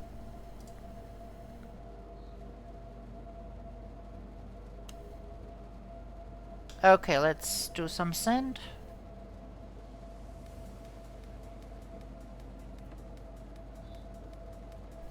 Okay, let's accelerate at the next milepost. Or rather increase.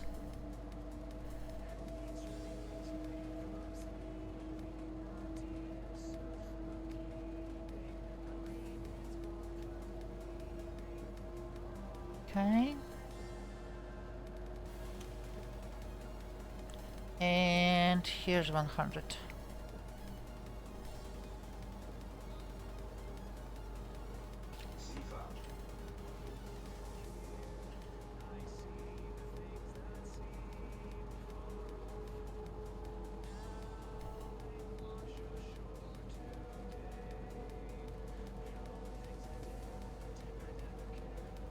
Surprisingly, in Germany they often discourage usage of sanding.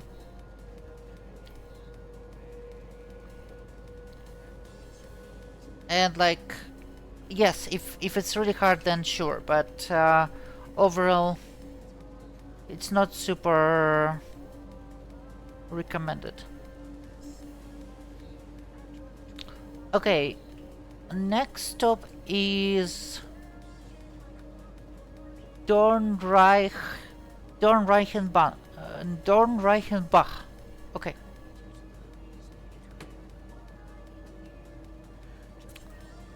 Okay, so it's about halfway to Leipzig. Okay, so before Riesa there will be a neutral section. Standard procedure there. Just open the CP. Then after passing it, close it. Well, MCB. Main circuit breaker, aka the main switch.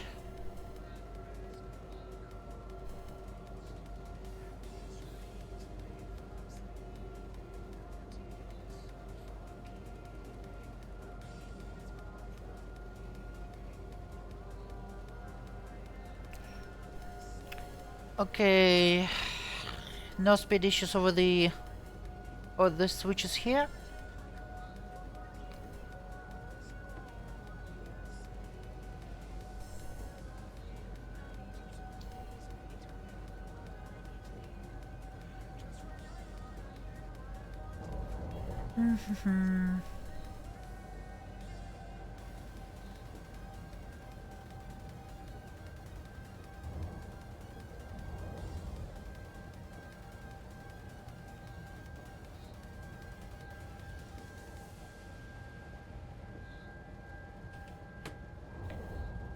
Okay, for now just continuing.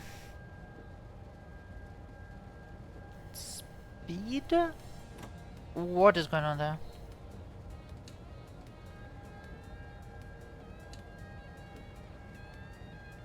Wait a second.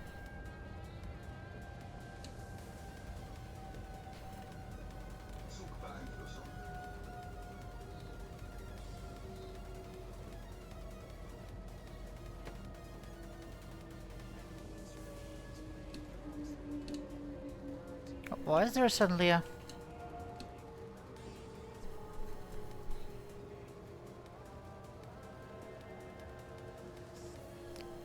Why is there suddenly yellow?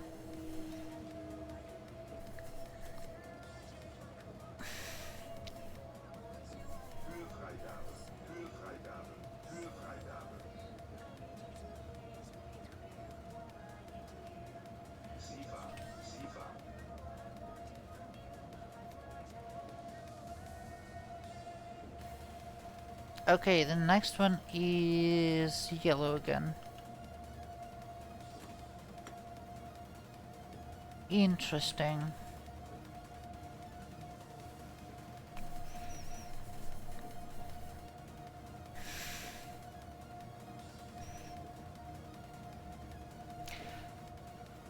But when we passed the previous one, it was red, so there is something ahead of us.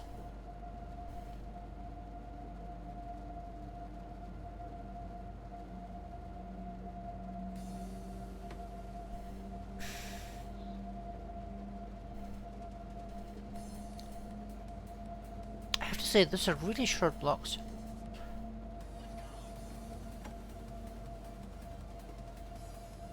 Okay.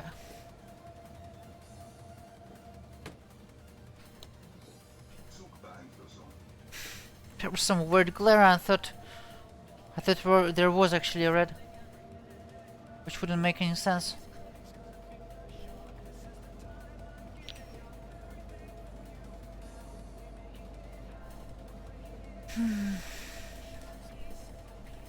Just a second.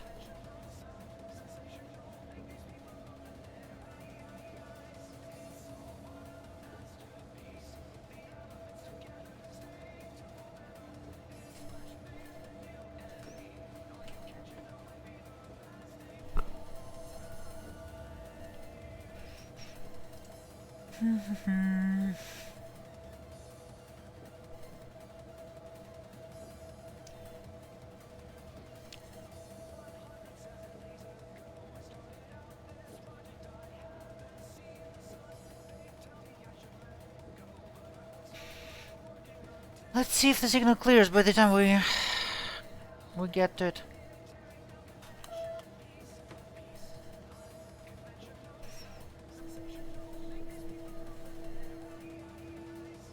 There could be some freight or something just going to... Oh, okay. It's actually green. Cool.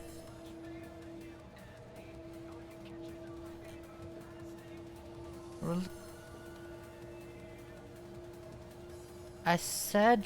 yes, release. Actually... released. Now. Thankfully.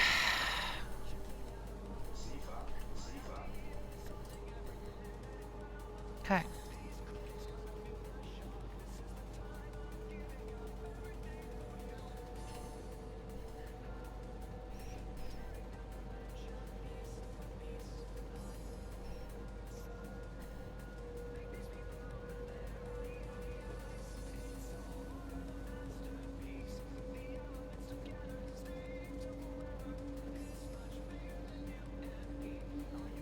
Okay, sea farm.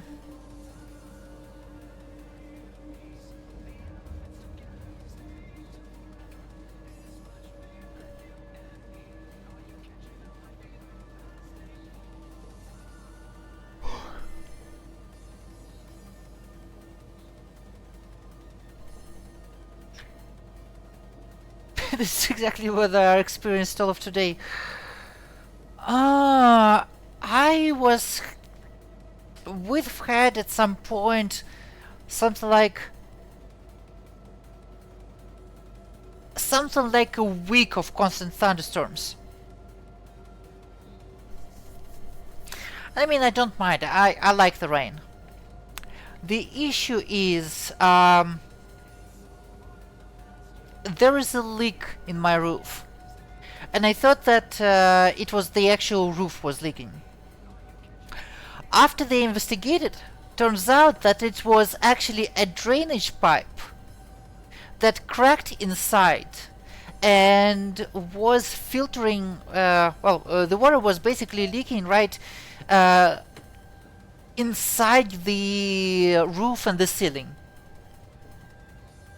And there's like, there's a layer of black mold at the wall where it was leaking, like quite significant, because I didn't even know there was a leak, because it wasn't as much to reach the floor.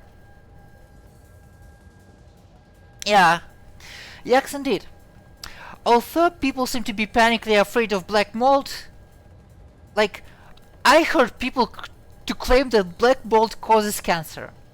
I heard that people to claim that black mold causes mental degradation.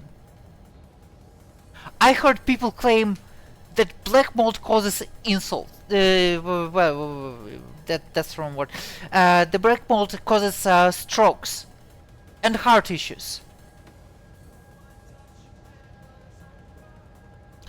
Turns out, in the 90s, there was a case in Cleveland where some kids were basically sent to the hospital with some lung hemorrhage.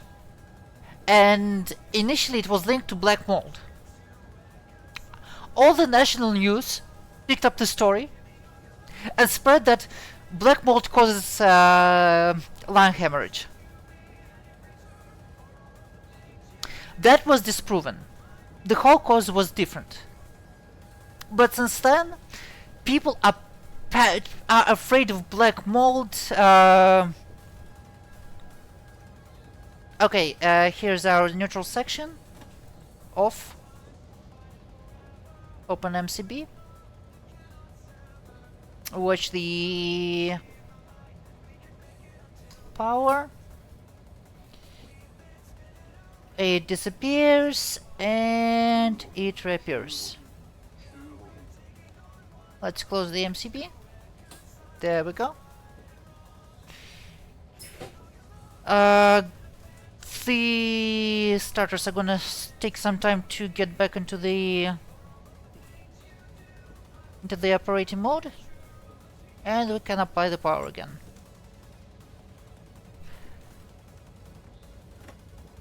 Yeah, that is a very American thing. When media spreads some misinformation, people pick it up, and it's then taught over the generations, despite that it's a lie. In reality, black mold can cause two issues.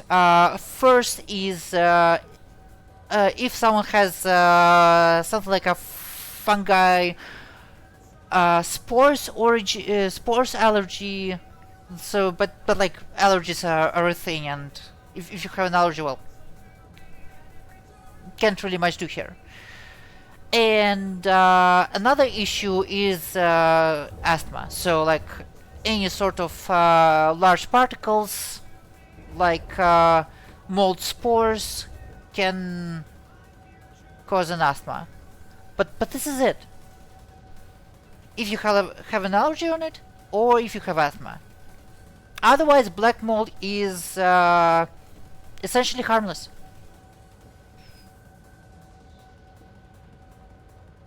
And like, I heard people claiming that if you got black mold in a home, you should just burn it down. There's no other option. Just wash off the upper layer, and don't let the water get to it again. It will just dry out and die, like any other fungus.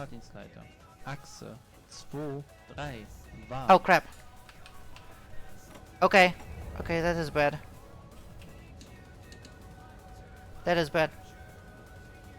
We got an emergency call.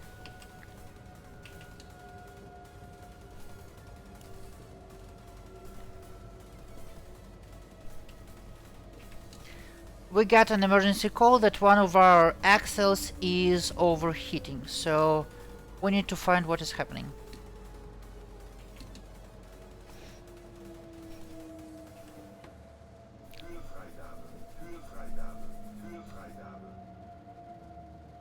Okay. We are stopped. We need to apply the full direct brake, release the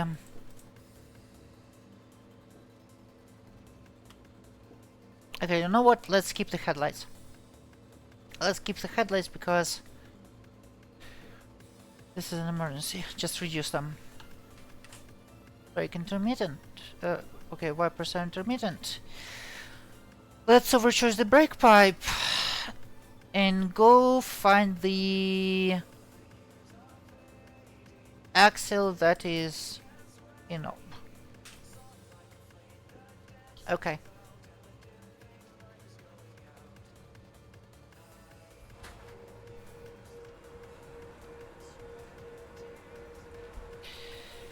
Okay, so what's going on?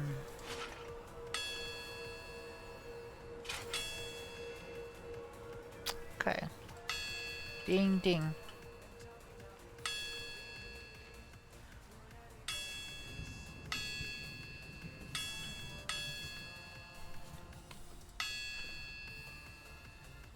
Ah, there you go, guys. Random failure.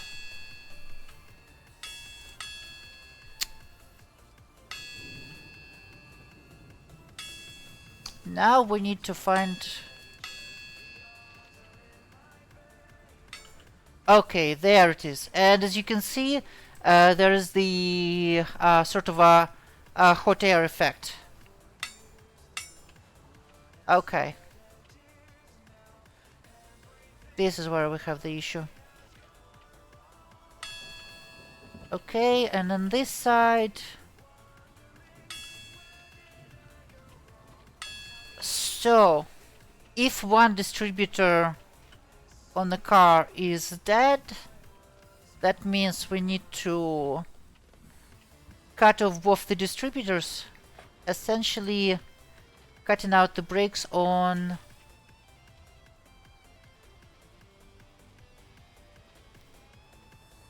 the whole car. Okay. Now we need to release one distributor.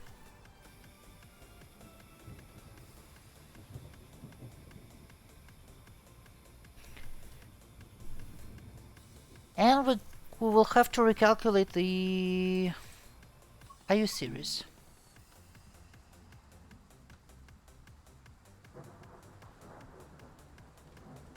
Okay, let's see.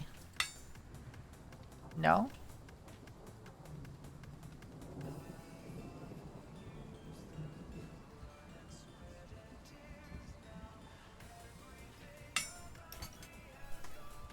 Interesting. Now let's do this one.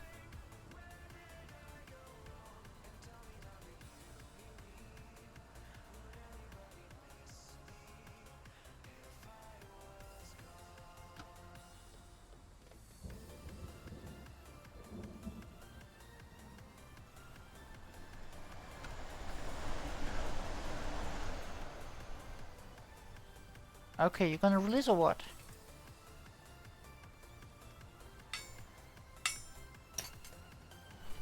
Nope.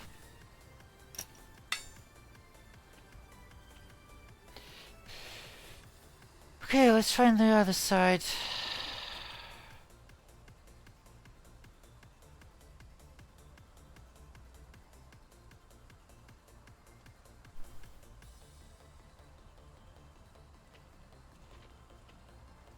Okay, distributor is cut off.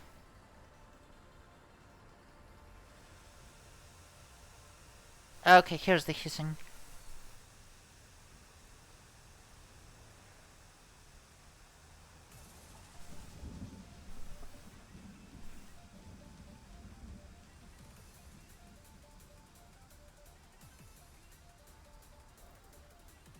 Let's see. No?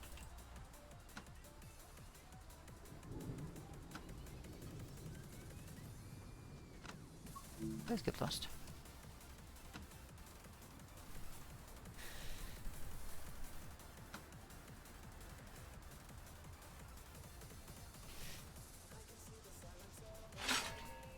Okay, there we go.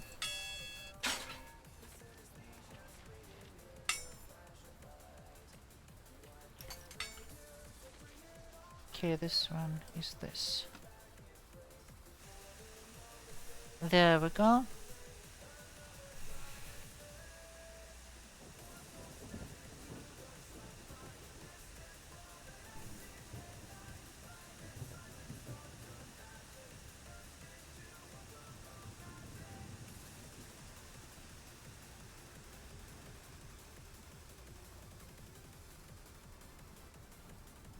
Okay, there we go.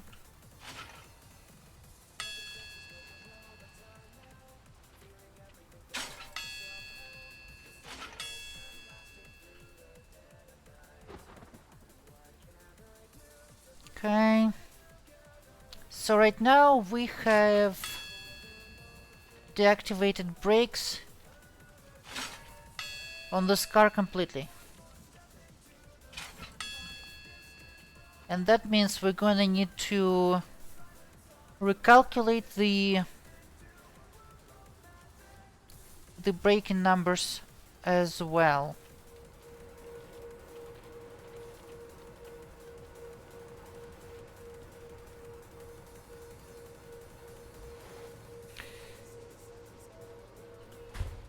Okay, so here's the wagon list.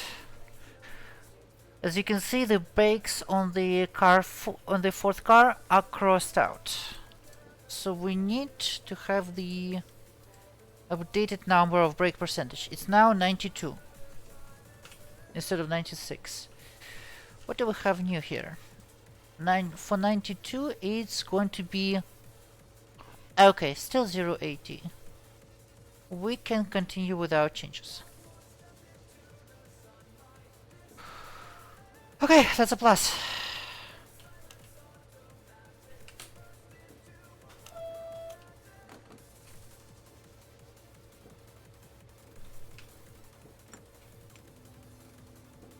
Okay, let's get going. keep in mind that braking is not going to be as snappy as it was. I don't think we're going to get to 80 before that limit, which is through Riza. So, well, as a matter of fact, let's go 65 for now, because I'm sure there will be 1000 Hertz inductors. We're coming up on one right now.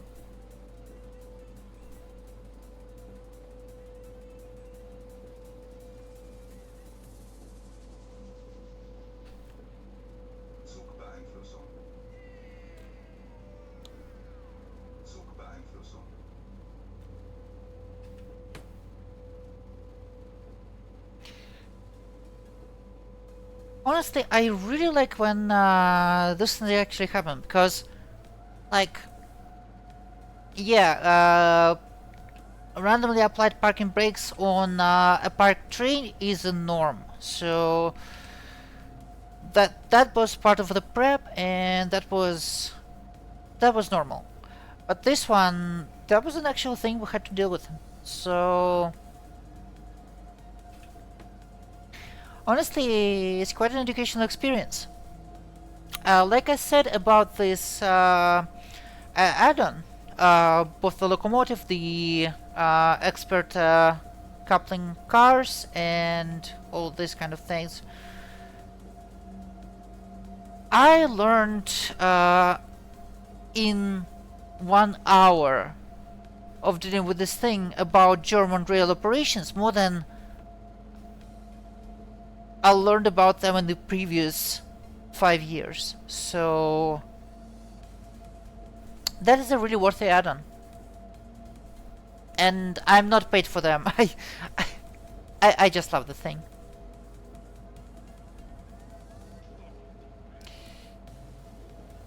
Let me get the link.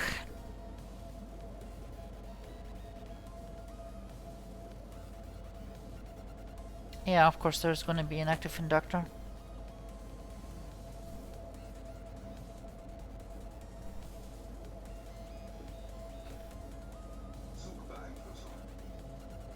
Okay, there we go. We're already at 60, so let's see. 145.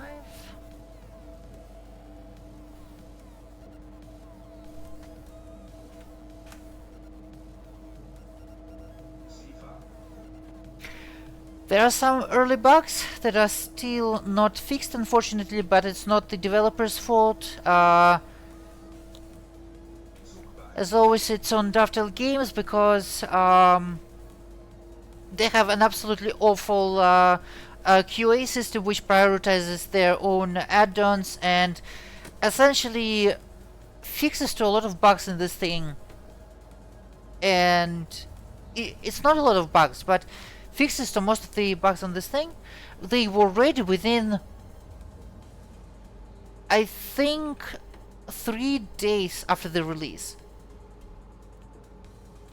But they're stuck in the QA hell of Dovetail Games. And it's been months. So yeah, DTG need to... I would describe the issue this way. Dovetail still think that they are a small niche company, while they are effectively now a pretty massive publisher. And they need to get out of this small, tight company mindset, because they need to create bigger throughput workflows. Or we'll be dealing with this bullshit to the end of times.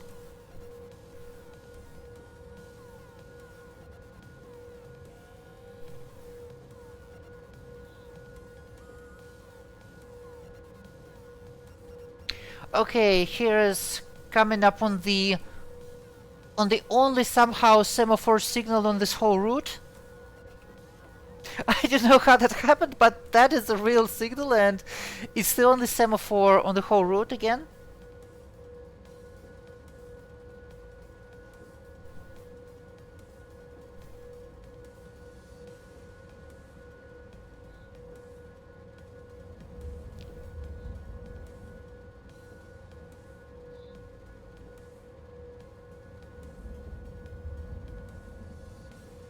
And I think approximately by this forest we will be able to accelerate to 100. And then we'll get on LZB, and from there it's hopefully smooth ride. Okay. Coming up.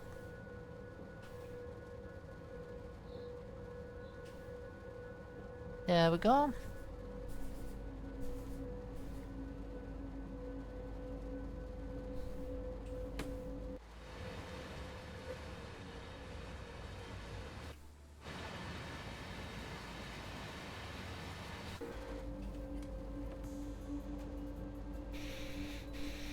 All right.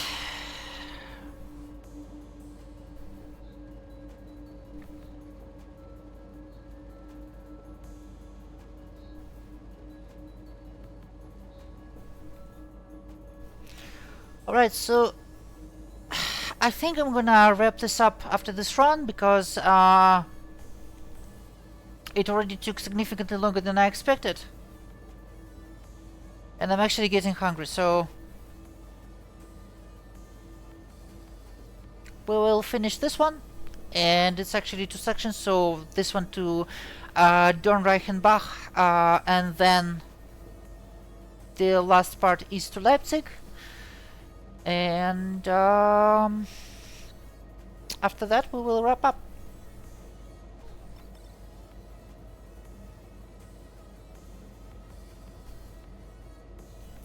It's actually really fun because the travel is like barely over. Actually, I think it's something like 160, 170 kilometers. But still, so many things to do and so much complexity, so many situations to resolve.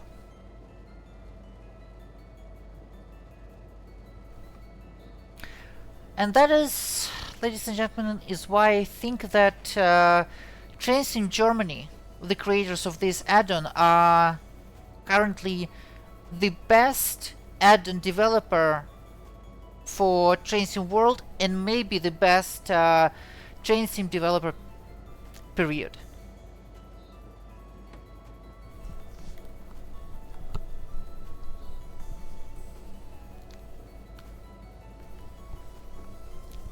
Like,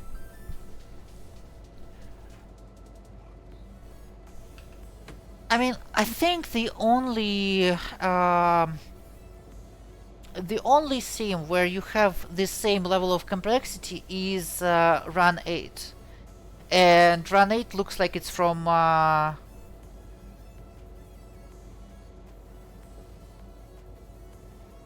don't even I wouldn't even guess what year. Complexity German, no. Right? Like, look at this. Yes, there are contextual hints for everything, but you still need to learn all of this. What all of this means.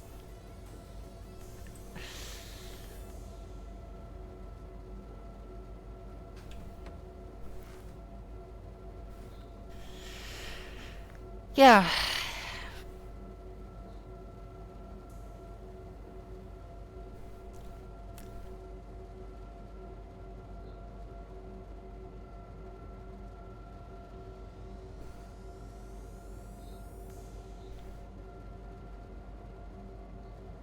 And we're coming up on the LCB section, which on Dresden Leipzig doesn't activate immediately for some reason.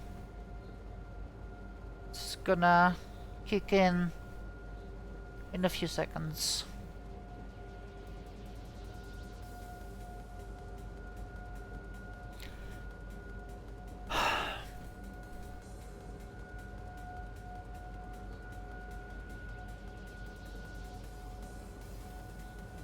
Like, you can already see the transmission cable between the rails.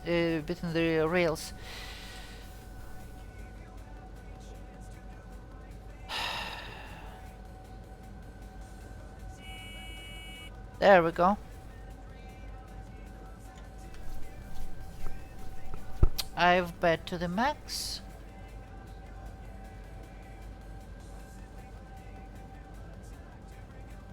And we are under full supervision. Speaking of full supervision, I am planning to stream another train sim, which is... I wouldn't say that it achieves the level of complexity with Train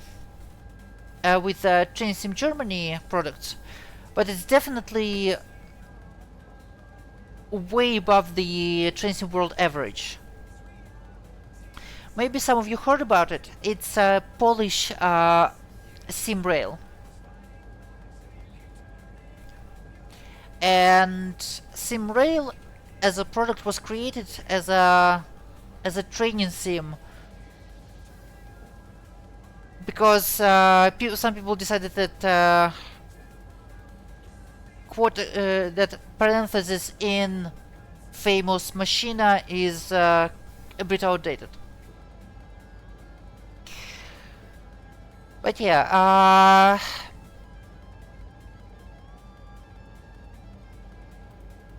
SimRail is interesting in that it doesn't have an offline timetable mode. It does have support for scenarios, and it does have support for even user-created scenarios, but it doesn't have a timetable mode. But it has some very well modeled locomotives. Unfortunately, the only modern non-Polish one, the Trax Type 186, is modeled approximately on the level of default Trains to World. So not super well. But they have a lot of Polish stuff. They have some really interesting older locomotive with older rheostat control systems, which are interesting to operate as well. And probably the most interesting part,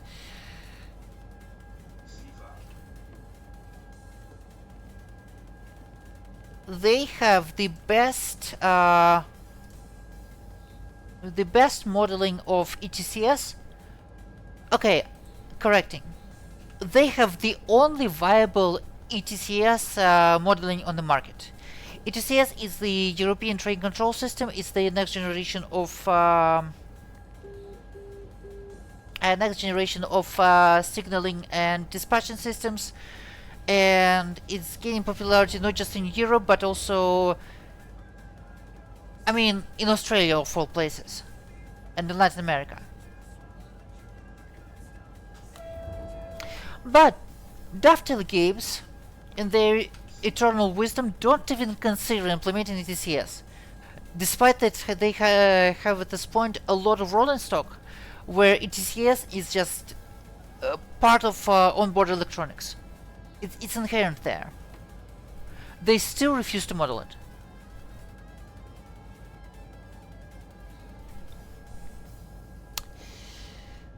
But yeah, ETCS is actually very interesting. It's very fun to operate with. It's like LZB but on steroids. And there are even some high-speed lines. So another really cool thing about SimRail is that instead of fragmented routes between which you can jump, but it's also completely separated routes, completely separated schedules, completely separated everything. In SimRail, every route add-on adds to the existing network. So it's one connected network. These scenarios are mostly based around specific sections. But in theory, nothing prevents you from creating a scenario which takes you from a border station of one add-on to the border station of another add-on. And those runs can be hours long.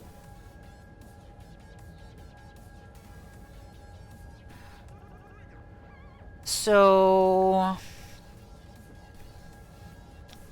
And the most interesting part about SimRail actually is that it's mostly multiplayer centered. Like I said, they don't have a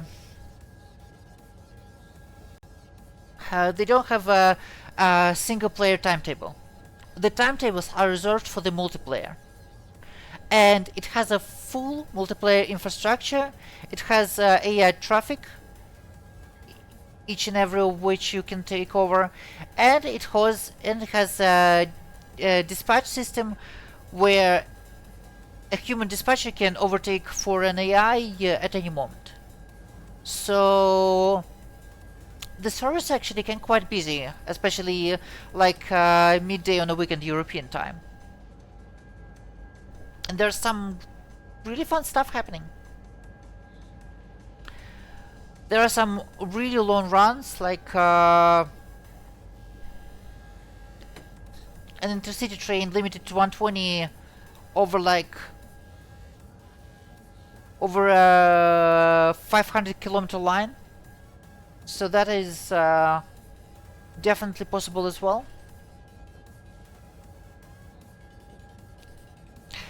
2.5 hours of a high-speed run. How does that sound?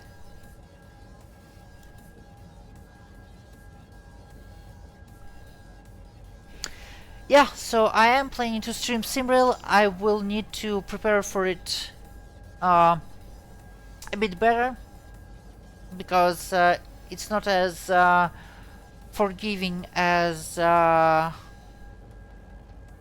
in some ways it is, but it mostly not as forgiving as Changing World. Say in multiplayer, which like I said is the main mode, there's obviously no pause, so can't really take a break. Need to plan things.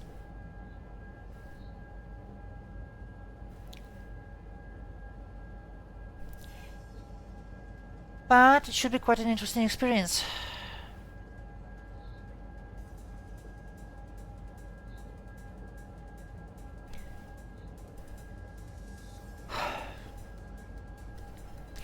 Okay, I'm gonna run a really short ad, something like 30 seconds. Just so by the time we arrive, people who join us don't see the ads. And then I'm gonna do the full ad break. Alright? Ads in 3, 2, 1.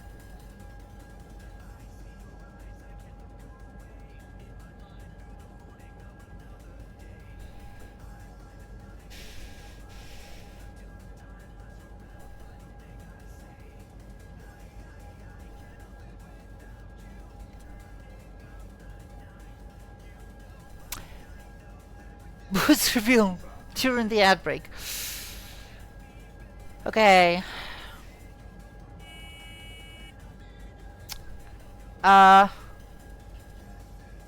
Okay. Let's see if I can do this without standing up.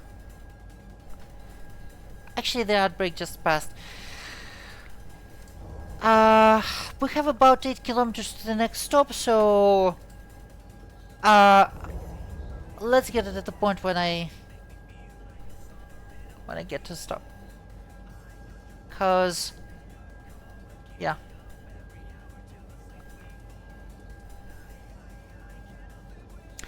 But yes, tonight I'm wearing a pretty common for me pair of oops. Yeah, this chair is tricky.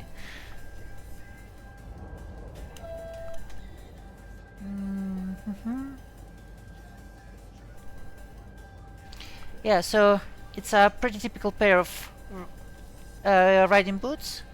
These are jump style boots. Sturdy and very comfortable. And I think they look amazing on me.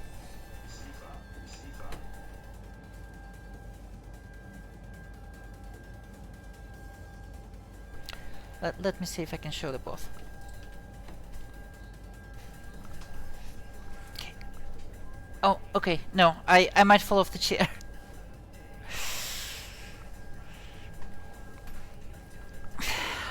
Let's not.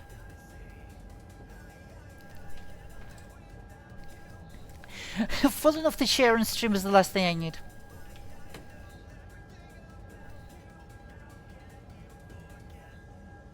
There we go.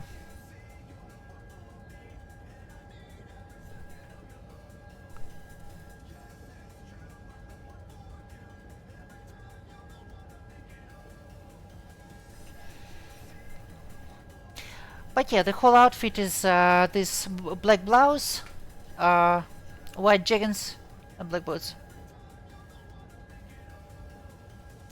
If so, we definitely have broken it. Muse! No! The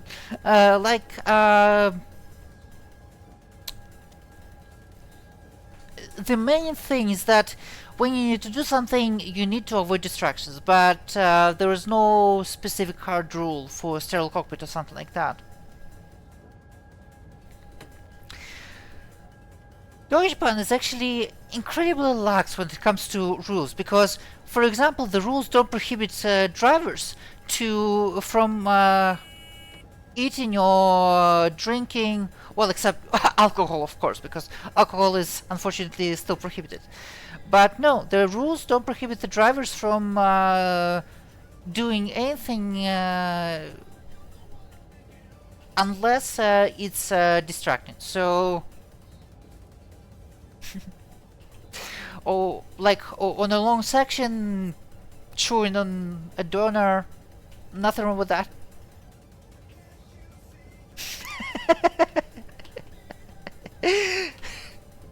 Well, I mean,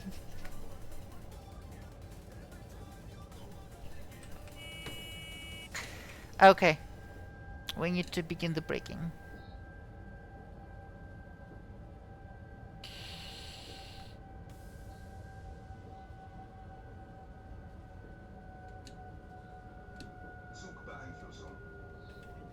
Okay, acknowledge the end of LZB. I'm gonna brake to the point where we can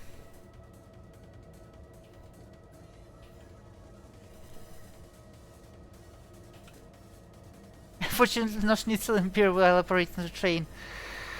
Unfortunately, yeah. Okay, I don't think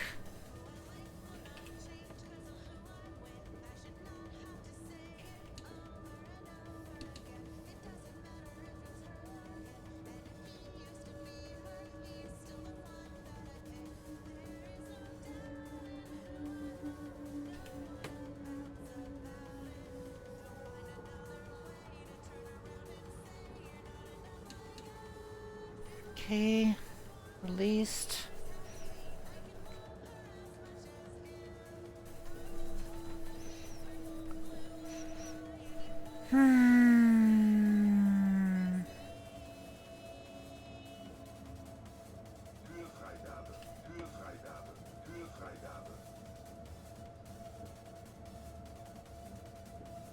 Okay, that's a yellow.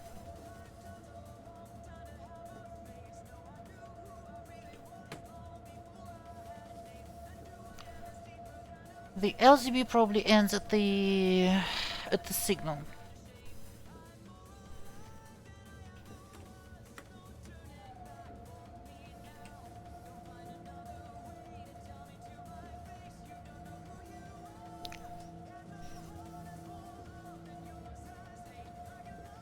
Okay.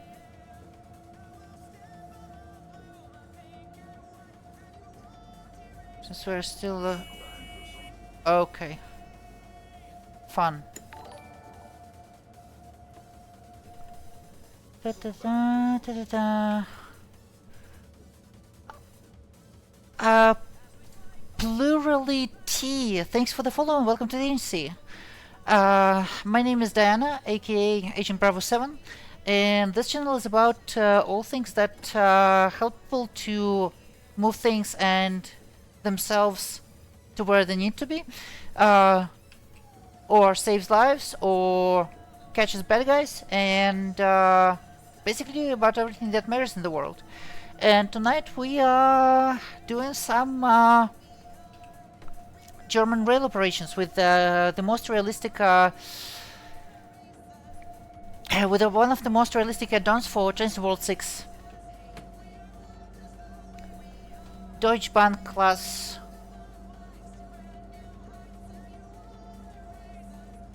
Yeah, Deutschbahn class 145. Modeled to the expert level by Trainsim Germany.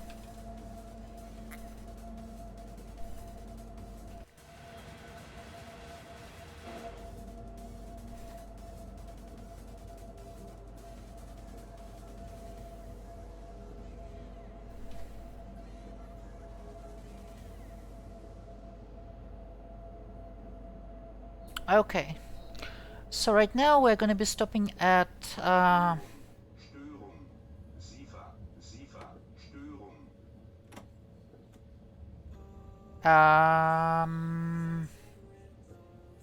what is happening?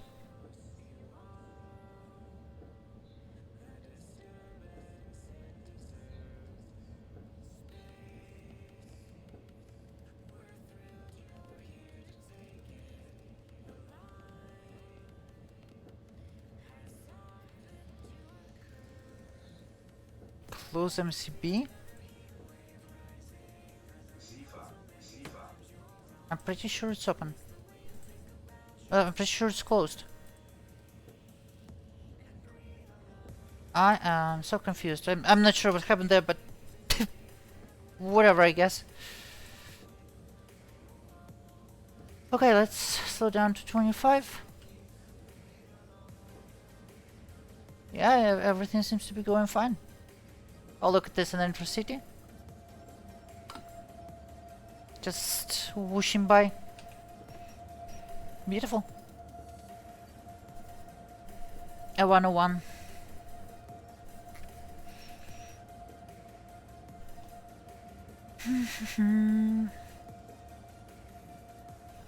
Okay. That is presumably the 500 horse inductor. And there it is.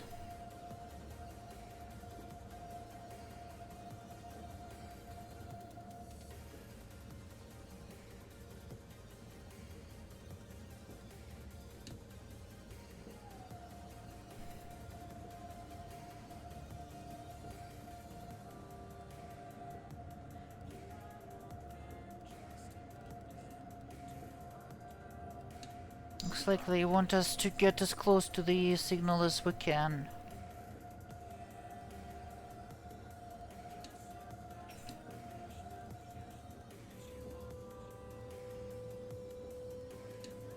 Okay. And let's push it. There we go.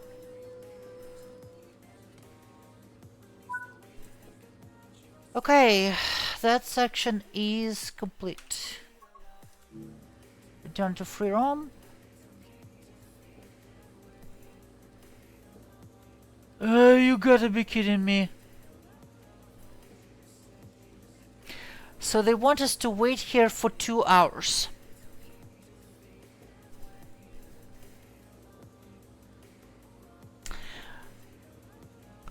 I'm not sure we're doing this tonight, guys. As much as I'd love to. I just don't have waiting for 2 hours in time to spare. Alright. Let's do this.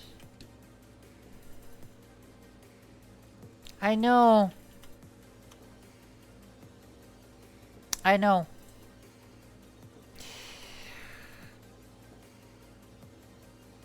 Okay.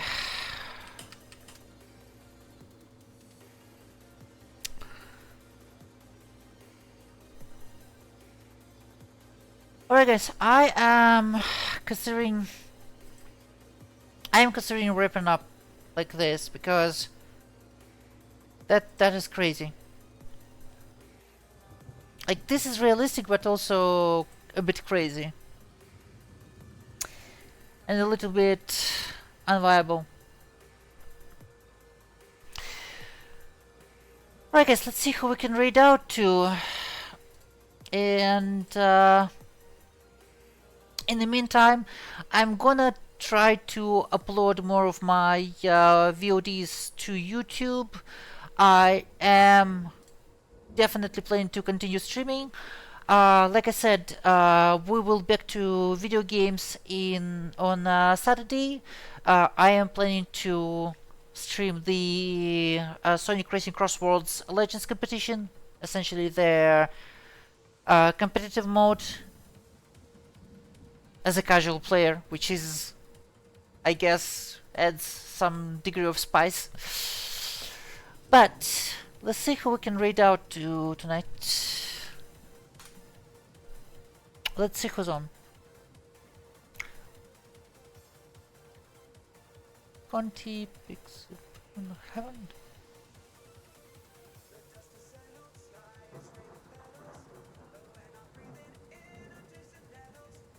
I was still following named Zibera. I can stunt her.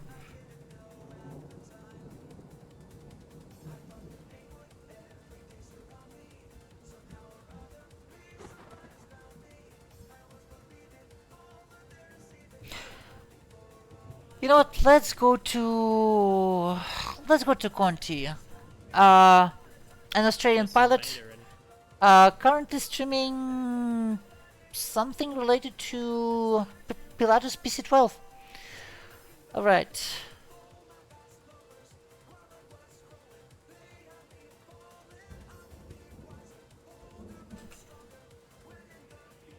Alright guys, thank you very much for joining me. I will see you again on on Saturday, and I hope you can join. For now, good night.